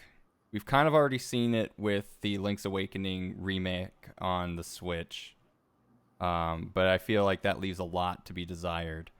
So, you talk of Zelda Maker, then. Yes, I do. That's dangerous. I haven't played too much of Mario Maker, mostly because I don't care enough about Mario to make my own Mario levels. But I would love a Zelda version of that. Like, I couldn't tell you exactly what I would want from it, other than just like, something as fully featured as what they've done for Mario. But I would be addicted. Yeah, me too. I don't even know what I would want from it. It seems like such like a monumental undertaking to even like comprehend how it would work, just because I'm not gonna say, like, Zelda, especially in its like 3D format, it seems like it'd be a lot harder to create what you would consider an actual Zelda dungeon, in quotation marks, than it necessarily would be to create a Mario level in a lot of ways. So a Mario level, there's just a lot, like, and I'm not trying to discount Mario, because people have done some incredibly insanely But it's a crazy level, things. right? It's But like it's a segmented level. thing. Yeah. Yeah. With Zelda, you're talking a dungeon, which is a whole nother beast. So I just feel like I don't know if we're going to get anything more than what they did in Link's Awakening. I think that was their shot. And depending on how it goes, which I don't actually know how it went, we may not see anything You shared the else levels like that. through Amiibo, so that's how it went. Yeah. So it's we required may not for see full anything completion like that ever again. That's right. I just think it'd be too crazy. Like, I think it'd be too much work.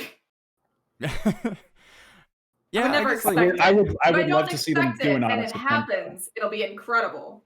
Yeah. Yeah, I would love to see an attempt, like a standalone attempt.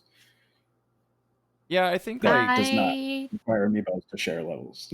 Well, we can't always get what we want. I don't have an opinion, honestly.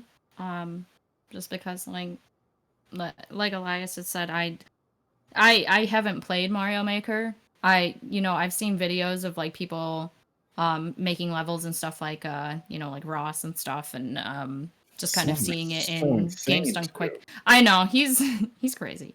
And like games done quick and that, but yeah, I don't know. Like I feel like just kind of setting something up like that would be hectic, because like even though like, oh, with Mario it's like, oh, your goal, you want to get to the end of the level, and and you have like those things set out for you, and it would be the same with Zelda. It's like, oh, you need to get X amount of keys, and then you need the boss key, and then you go and you fight the boss. But it's like, how do you set up that way? Like, how do you set that all up to make it fair for people, and to like, I don't know. Like, it would be difficult to set up, especially if you're thinking, like, you could probably do it in like, what is it? You could do it in like a 2D perspective, like a top-down perspective, definitely. But Yeah. if you're trying to do it like if you're trying to do it like, oh yeah, here's dungeon, like Zelda Dungeon Maker based off of Ocarina of Time, or like one of the 3D, any of the 3D games, any of them, it becomes a whole nother level of complicated. It's like, I don't know about that. And I don't even think Mario tries to do that. They stick with the 2D side-scrolling for their levels. Yeah, exactly. Yeah. So, it would have to be, if they're going to do it, they'd have to do it in a 2D way. You can't do it in a 3D way, because it's just going to be too complicated, in my opinion. And I feel like people would eventually just be like, oh, this is too much work. I'm out of here. Yeah, the way Like, that either Link's hire me, Awakening... Nintendo, or don't. Yeah. I don't know. Who cares? Nintendo, hire me, please. I think with Link's Awakening, what they did was they gave you pre-built rooms, and they were these slabs, and you would put all the slabs together, and it had your dungeon maker had rules in that it had to have a boss chamber, it had to have a entrance. Certain rooms couldn't fit together. If you have a staircase in one slab, you can only, you have to bridge it to another staircase in another area, but even that was limited. So if you had like this big dungeon map and you had multiple staircases, they would only be connected to what was close to what two staircases were close to each other, and that was kind of a huge limitation. I feel like the main issue, obviously, I had with it was that it just kind of felt like it is pretty bare. It was It's tacked on. and it was Yeah. tacked on, and it's required for heart containers.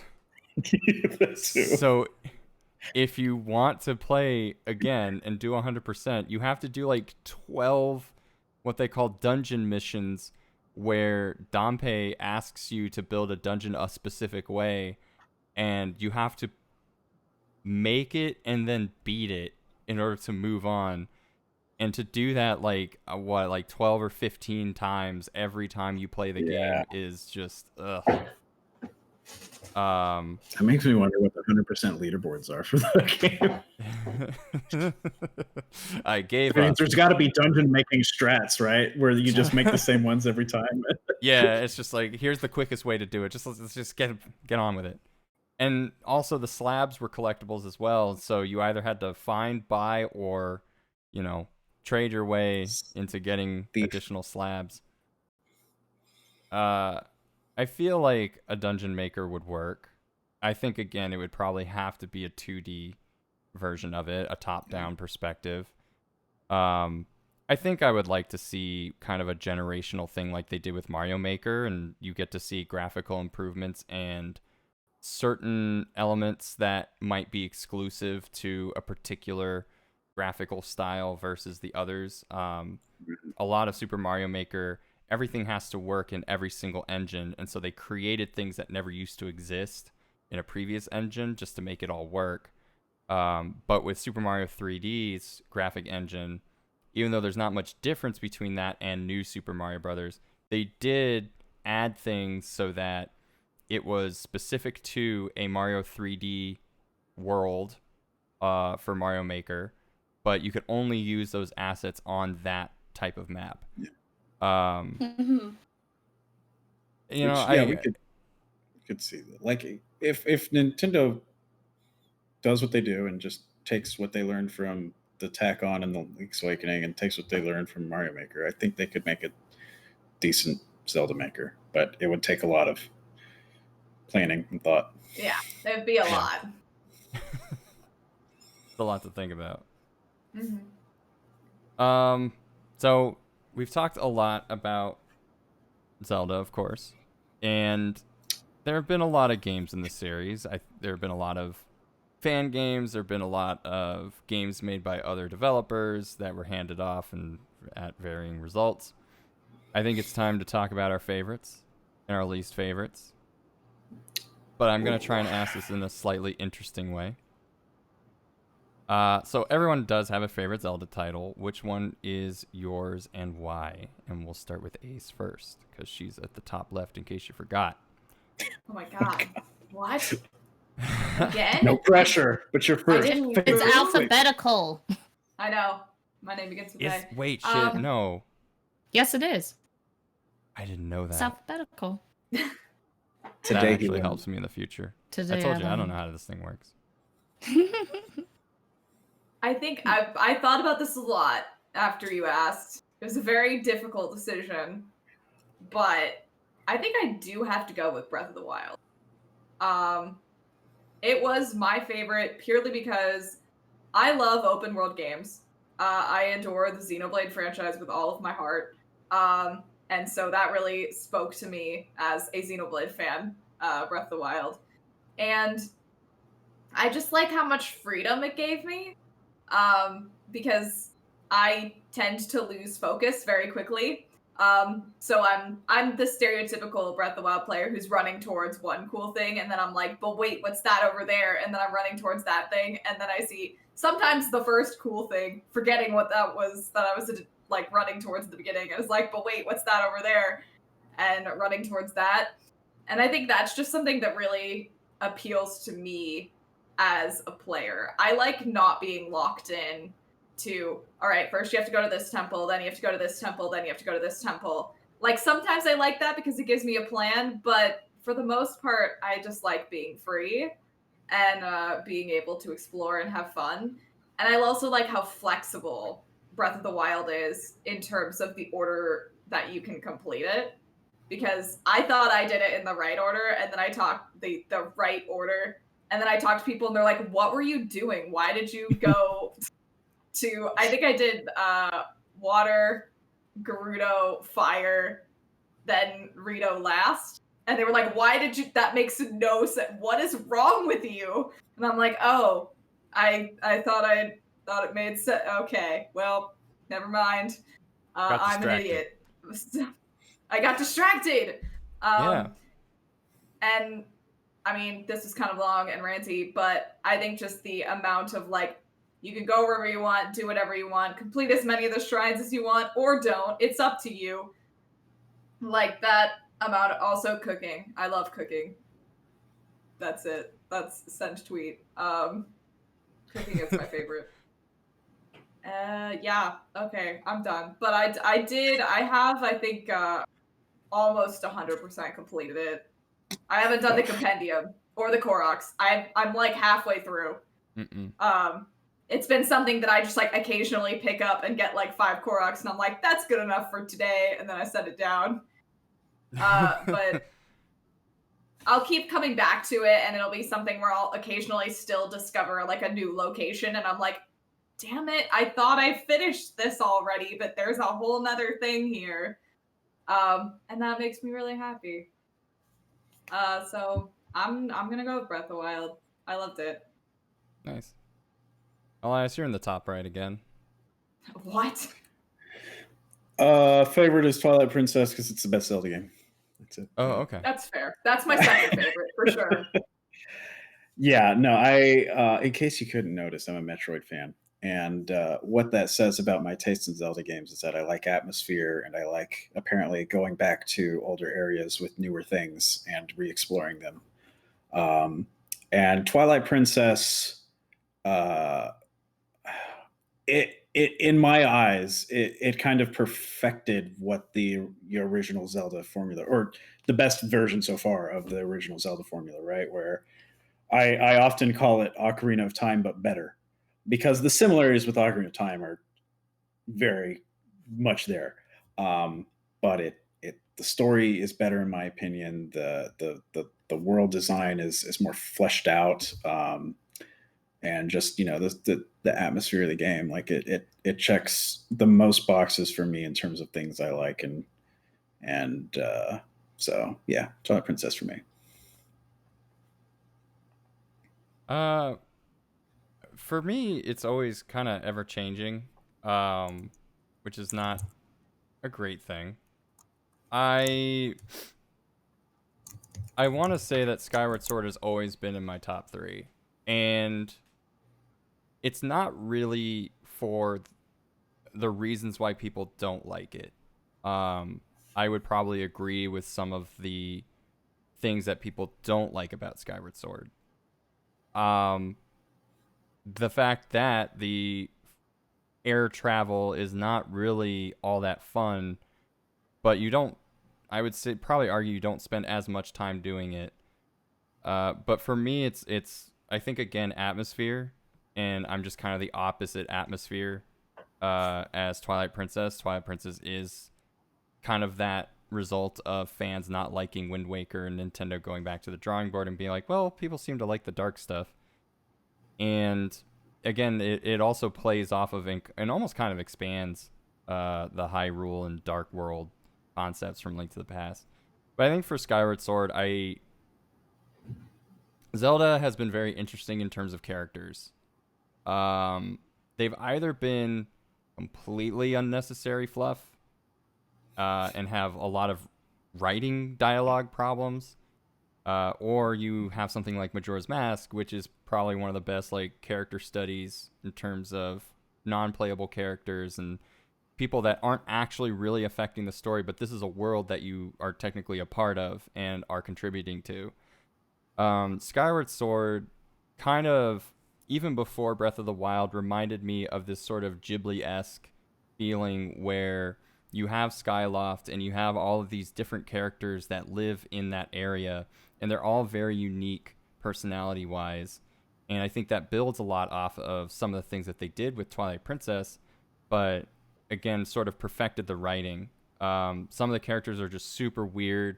The fact that you have like the shop girl that gets that crush on you, and you can either accept it or reject it, and that changes dialogue's options between her and her father for the rest of the game.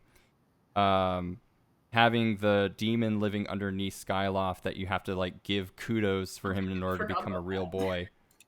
And ultimately Groose like is one of the best things about it, because not necessarily just for the meme culture, but really he is this big bully that antagonizes you quite often in the beginning of the game, and it sort of gives off this very like 1970s kind of coming of age comedy feeling, where he's just like the schoolyard bully making fun of Link for not being particularly great, but for some reason attracting the attention of the important person that he is also after. And seeing him grow into somebody who becomes very selfless, and somebody who actually cares about something other than himself, realizing that, coming down to the world below and helping Impa out with the Gruesinator, and just like he's very on brand. Even though he's becoming a better person, he's still super on brand by naming a device after himself. But despite some of the problems that I have, like facing the same boss 3 friggin' times, the sky travel not being particularly great, and I think in this case, Twilight Princess and Skyward Sword both have this problem where you kind of feel like you're almost about to be done, and then the game's just like, 3 more dungeons. And so Skyward Sword has that problem as well, and unfortunately it means that you go back to the same 3 areas 3 times with a slightly new area each time you visit, which is interesting, but it kind of seems like, okay, well, I mean, this all looks great, but it's just the same place I was at like 20 hours ago. I understand those issues. I understand that I feel like that really broke the team, and that's how we kind of come up with Breath of the Wild now, because I think that was the point, people were tired of the Zelda formula. But the world, the colors, the atmosphere, the characters, Link doesn't feel like this total badass. He even has Impa chiding him throughout the first half of the game, being like, you kind of suck, bruh. And then she just disappears. And to feel like the hurt that Link feels, always being one step behind and never quite getting there until the end, you kind of like resonate with that a little bit. And I just feel like this was the best relationship between Zelda and Link, in my opinion, where Zelda isn't kind of this like, I'm just sending you on a quest to do something. And even if she is like a damsel in distress, but you can see the feelings that they each have for each other. You can call it love, you can call it whatever you want, but it's there and it's believable. And I think just the characterization and the melodrama that exists in that game is just so well done, in my opinion. So I think gushing over it for the last 5 minutes, I think Skyward Sword's usually, if it's not my favorite tomorrow, it's always in my top 3. So I'd have to go with that one. And Sarah, you're in the bottom right. See, I can't relate to that because I was never bullied in school. Like, I can't relate to that at all. Look at No, I'm you. kidding. Nice. Nice. That must have been so rad. Nice. Nice. So now I have to blame Elias because he stole mine. No, I'm kidding. But like, I do. Right? I know, right? Damn. Gotta change my name. Gotta change my name. I would say for me it's actually, because now I'm like slightly offended. It's tied between Wind Waker and Twilight Princess for me, actually, because I really didn't like. Funny enough, like I have a bad story when it comes to Twilight Princess, but I like the fact that they had kind of like a darker world for that, and just kind of like, she's in this, like, Midna's in this position where, Zelda lost. Like, everything is lost in that sort of situation, in the Twilight Zone, But yeah, it had this kind of like darker meaning to it, and plus I love Midna's theme. I'm a big nerd when it comes to video game music and stuff. Like I will always be humming like different tunes or like whistling them or making stupid little songs out of them, anything like that. And then like the thing that I liked about Wind Waker was just I feel like that was probably one of the first Zelda games that was kind of like more open world-ish. Like, yeah, you had a main goal and there was like places you had to go to. Like when you were collecting the pieces of to recreate the Triforce piece. It's like, yeah, you have to go to those islands to pick up the different pieces, and you have to go to those different places, but it's something you can do eventually. You can go somewhere else and like do this side thing, or like mess around with Tingle, or like, you don't have to specifically do that thing as it comes about. Like, it's not super linear. You can kind of decide a little bit where you want to go with that. And then with Twilight Princess, it's still like linear and stuff, but there's still like things to explore and look at, and like side things to do. Like, at first I thought you were talking about Agnes when you mentioned the shop girl. Cause you were like, oh yeah, the shop girl, and I was like, oh, is he gonna talk about Agnes with her butterflies and her bug fetish? Like that sort of thing. But then no, you were like, oh yeah, she has a crush. I was like, oh, okay. Yeah, the other game. All right. Agatha? Oh yeah. Sorry. I don't know why I called her that. That's weird. Anyways, I knew her first in Hyrule Warriors and then saw her. So like seeing her in Hyrule Warriors, I was like, what the hell is this? Yeah. Jeez. Okay.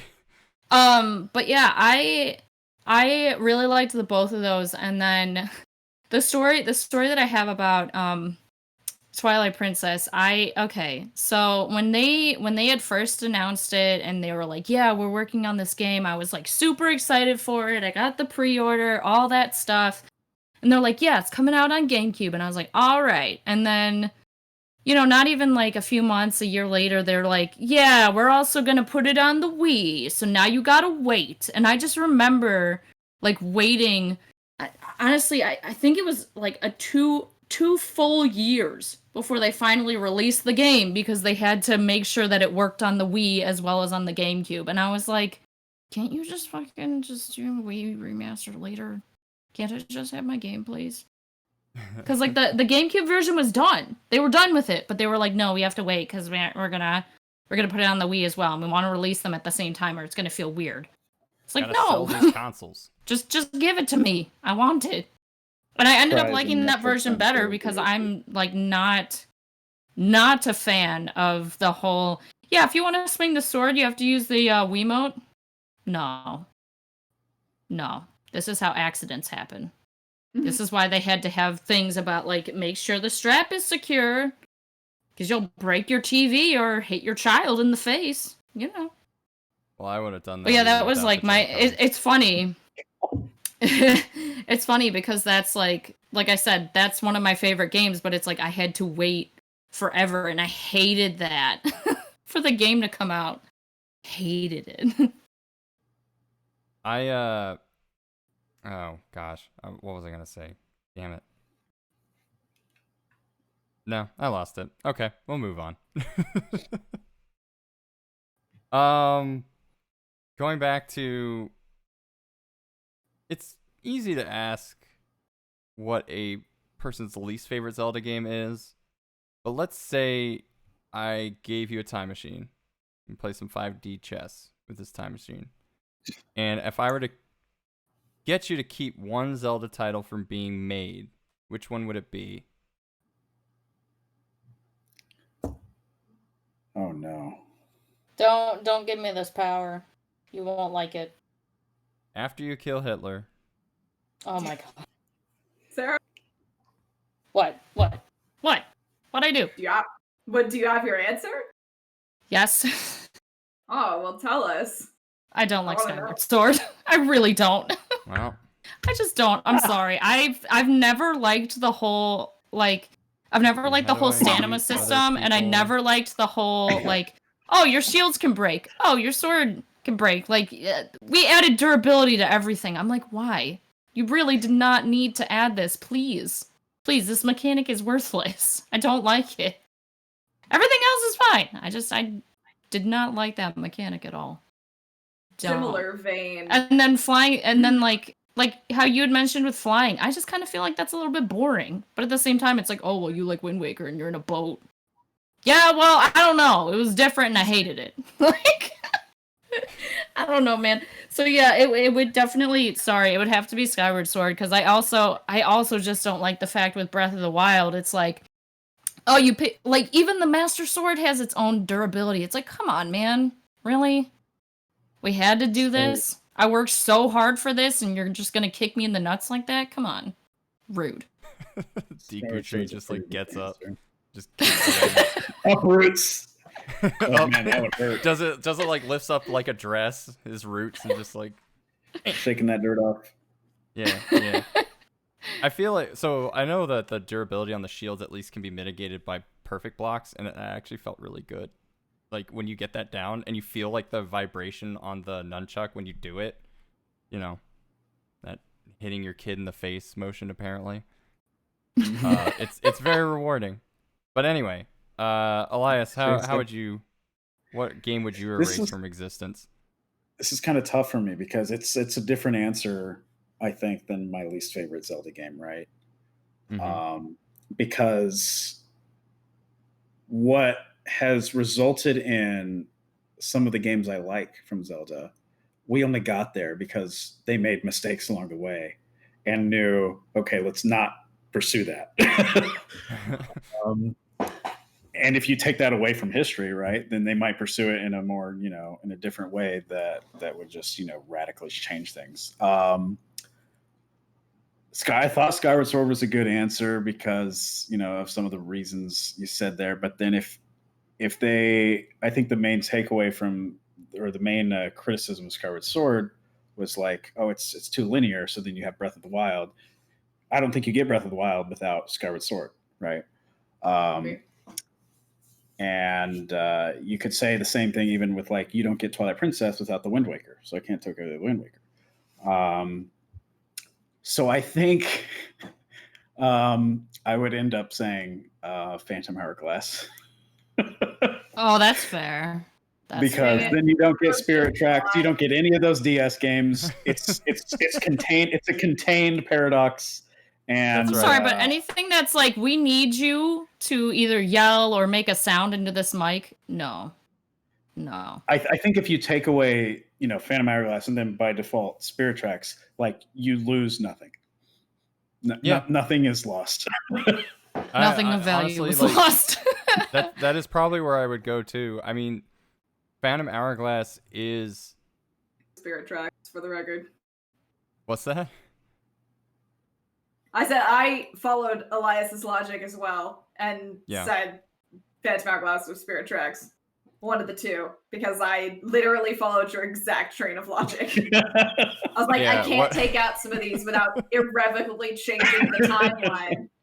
I feel like you not could get away. Not to bring us back to timelines, but I feel like you could get away with removing Zelda 2 from existence, because I don't think Nintendo looked at Zelda 2 and were like, well, we can't do that again. I think I would probably, again, follow Elias's logic on that and think that with Phantom Hourglass, it just seemed like a tech demo that even the localizers were kind of annoyed with, because I swear there's a character that you can talk to that I think is in the Phantom Tower, or, the big tower. And I think one of the lines is something about whining about the fact that you have to use the stylus in order to control Link. And maybe if you just stopped whining and got used to it, you would get better at it. That's like literally the conversation that he has. Like, he's just salty that he died because he couldn't figure out how to use the stylus to move himself. And I was like, this is such a weird, like, it has some cool stuff. It has one of my favorite little gimmicks ever, where it has the map that you can, if you close your DS and open it back up, it puts the spot on the map, and everyone references it, but it's still cool. But then the rest of the game involves either spitting into the screen, or that was the very first game that I played on my DS Lite. Oh my god. And so my main gripe about the Nintendo DS was the touchscreen functionality. And honestly, like, Super Mario 64 DS is just unplayable unless you have the thumb thing. Like, if you have the little thumb pad that came with the original DS, like, it's just unplayable. With Spirit Tracks, I honestly haven't played it, but I don't think I'd miss it either. You're fine. Yeah. The flute. Well, and I cannot before I was like flute. a more hardcore Zelda fan, I actually didn't buy it because I was so upset with Phantom Hourglass and the fact that you had to keep doing the same dungeons over again with no redeemable qualities to it.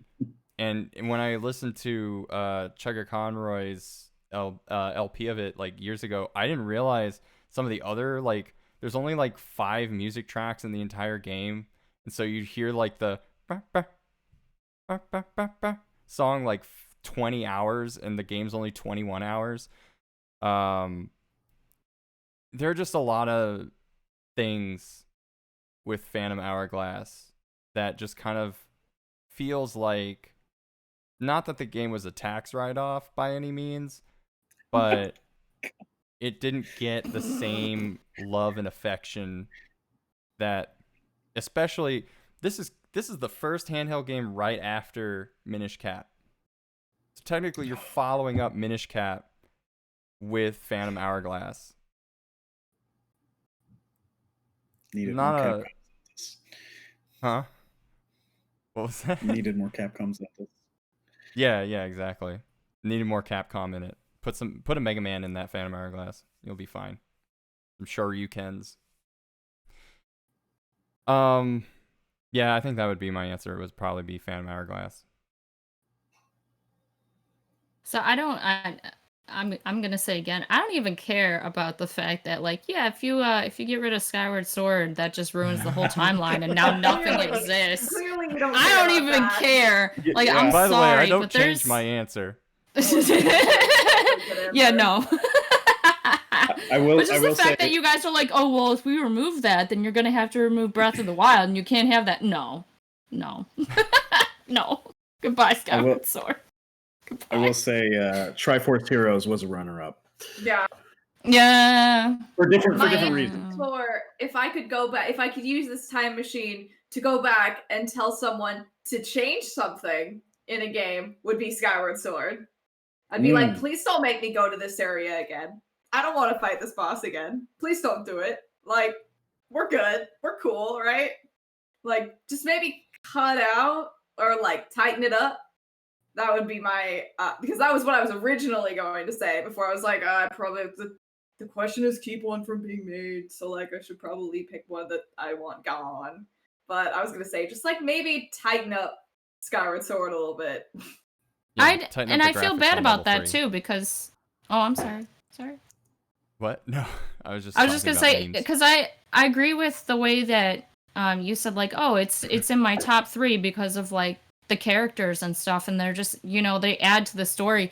And I feel bad because it's like yeah, if I go back and erase this, then you don't have those characters anymore and they're gone forever. It's like, well, that sucks, my dude.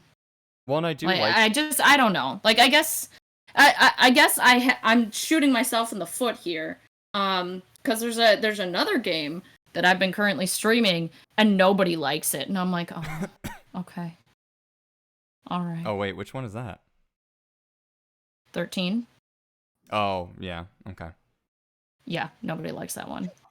Nobody likes 13-2. A lot of the hardcore fans really like that one. So it was only Yeah, just now I realized you were talking about Final Fantasy. Yep. Oh, Yep. okay. Well, there is literally a My game called favorite Zelda 13, game, but 13. Yeah. yeah. How many Zelda games are there? 1, 2, 3. Too many. Which one would be 13? Honestly speaking, like, even if I didn't care about the timeline, I still had the least fun playing Phantom Hourglass. And that was my introduction This to turned the into DS. Bash on Phantom Hourglass time. At the time of release, I didn't mind it too much because it was a new Zelda, and my hands were less old than they are now. It wasn't until I was forced to be in a situation where I had to emulate a DS Zelda game that I was just like, this is almost unplayable. I cannot deal with this. And yeah, I would probably say good runner-up, Triforce Heroes. But I feel like I wanted to think about a game that, especially one that I have played. And honestly, yeah, like Triforce Heroes, I haven't played. I don't intend to play. Yeah, that was why I I just didn't don't pick it as care. well. That happened the same E3 as Federation Force, if I remember correctly. So that was I think it Nintendo's was. E3 of dreams. That was the monkey paw curling on Nintendo. Anytime someone asks me, what is Federation Force? I'm like, it's a Triforce series of Metroid. Same thing. What is Triforce? It's a Federation Force of Zelda. Yeah. It's Oh my literally, God. they're both the same game. Pretty much. I feel like people did enjoy Triforce Heroes, though, that have played the multiplayer aspect of it, so. Yeah, if you're playing with friends, they're fine. Yeah, but, you know, when you have to pay for friends like I do, it doesn't, it's very expensive. Costly That's procedure. true. Yeah. No, I forgot about that. Yeah. Your check's in the mail, by the way. If there's one thing you think the series as a whole could improve on, what would it be and why? Like, considering the fact that Breath of the Wild does change a lot of things, if we were to look at the Zelda series holistically, is there one thing that you would want to see different about it, and what would that be?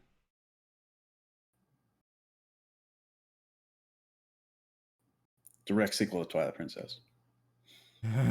That's not a change. That's just a new game. Stamina and durability have no place being in the Zelda series. None I feel like whatsoever. rain could go away pretty quickly. Yeah, I will give you Rain could leave and I'd be happy. My favorite thing is like how certain game developers will try to add something to a video game series just to add some kind of realism to it. And I'm like, do you know what the game is that you're developing? It doesn't need to be real. That bird talked and walks like a person. And that fish is hot. Why? Why is the fish hot? Why is the fish hot but can't climb in rain? Give me one or the other. Go ahead. Well, I think one of the things that I'd really like to see in the future of the series is the ability to customize your player character. If we can't have like a female Link, or if we can't have a Link, or if we can't play as Zelda, whatever reason that Nintendo has for this, if the hero of time is always different, but he's always the same, like, it wouldn't be far-fetched for me to go like, you know what, just let me customize my character and just let me make the hero of time whoever I want them to be. Especially if you're creating a more open world, less linear Zelda in the future, being able to create whatever kind of character or whatever stupid thing that I can come up with the many possible sliders, would just be more fun as an experience to play whatever Zelda game comes out of the pipeline from here on. I think that would be the one thing I'd like to see. Yeah, why can't we have that? I mean, like, Zelda's a cross-dresser. Sheik's a dude. Let's just be real here. No, I'm kidding. Zelda in Sheik's clothing. Yeah.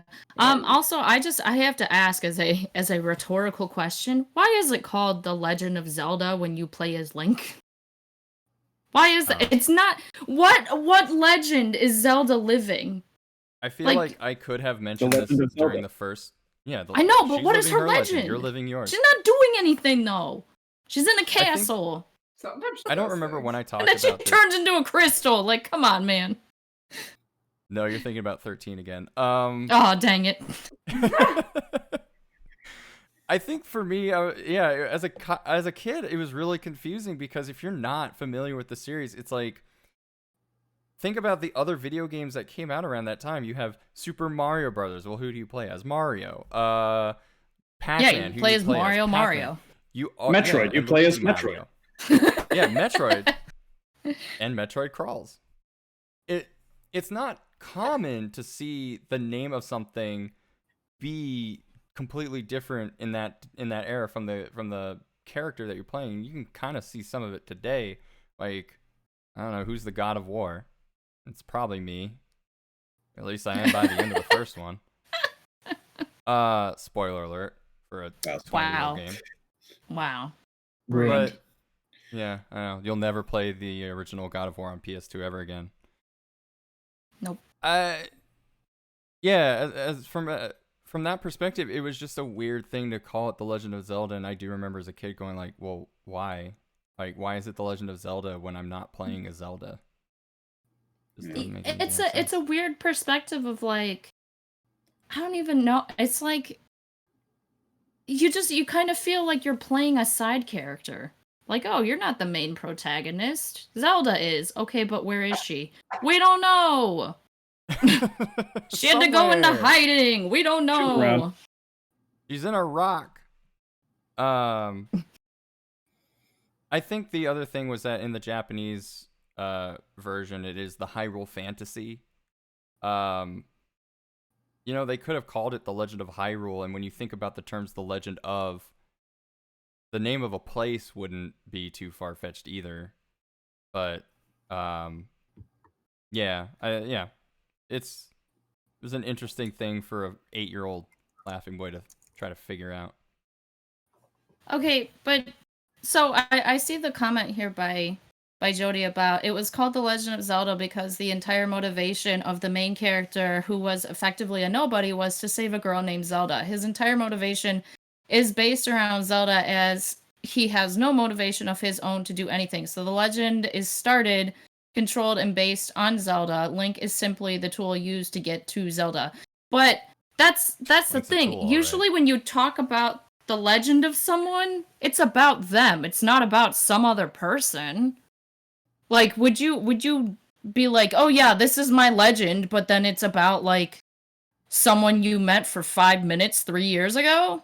No. Yeah. That's where it's confusing for me, because it's like, oh yeah, you know, she becomes the light of his life and his only reason for existing. But it's not about her exploits. It's not about what she did. It's not about her.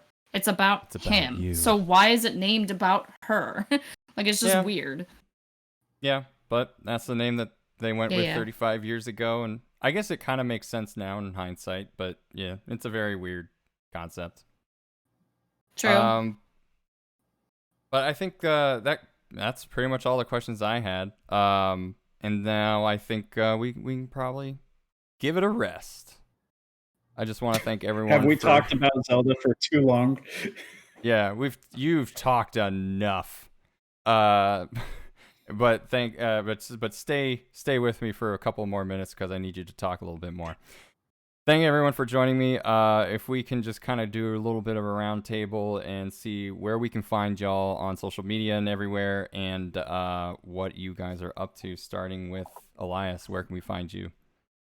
Oh, we're now starting with top left. Wow. I know. Were you prepared? I know. I feel betrayed, honestly. I'm always prepared because you can find me at Elias Thompson literally everywhere on the internet that matters. I have been up to not much lately, honestly. What are you streaming? Like anything? Give me something. I've been streaming Pokemon X Nuzlocke, which I'm wrapping up with the finale tomorrow. Ooh, nice. Sunday. Nice. So that's fun. But that's me. AceFangirl, where can we find you? Where are you at? Ace Twitter, on YouTube, and on Twitch. I stream twice a week most of the time when law school is not kicking my ass. And I am a variety streamer by definition. Whatever I stream it's not going to be the same thing twice for a long time. So yeah, and I do stuff on YouTube. I'm wrapping up Danganronpa Ultra Despair Girls soon, and then we'll move on to something else before we do more Danganronpa, because the people love Danganronpa. So people have spoken. The people have spoken. They love it. And SerahBear, where are you at? Dangy rangy. I'm mostly on Twitter. Twitter seems to be the place where I post and shit post and, you know, just all those things. But haha. But I am also on Twitch, and I was for a while on YouTube. I kind of need to get back to that, though, because people are like, hey, when are you going to finish Golden Sun Lost Ages? And I'm like, I don't know. When are you going to stop asking questions? Let me live my life. Never. But no, I'll get to it eventually. I do want to finish it. I keep getting into this like vicious circle of like, oh, I gotta do it, but I can't do it because I'm doing this other thing. Oh, I guess I won't do it. And then yeah, vicious circle. But as I mentioned earlier, for Twitch, I am doing Final Fantasy 13, which no one likes. Everyone hates that game in the series. And tomorrow I'm actually going to be continuing with Paper Mario 1000 Year Door. That's every Sunday until it's over. But yeah, I'm also just like Miss AceFangirl, I'm a variety streamer as well. I just kind of play whatever I enjoy or people ask me to play. Yeah, whatever. All right. So follow me or don't. I'm not your dad. So thanks everyone for joining me here. If you made it this far as a listener, as a viewer, thank you so much. This will probably be posted on Spotify soon. That we're making the transition to streaming and Spotify. We're a real podcast now someday. We will be back. Well, I will be back on the 10th of April. We'll be doing a Pokemon 25th anniversary. So Pokemon. Indeed, we do like Pokemon over here in this house. I Yeah, have a maybe Master I Ball, do. but I don't have time to show you. We'll see you guys then. I also do Friday night streams with the boys, Caboose, Dark Pyros, and Filthy Pizza.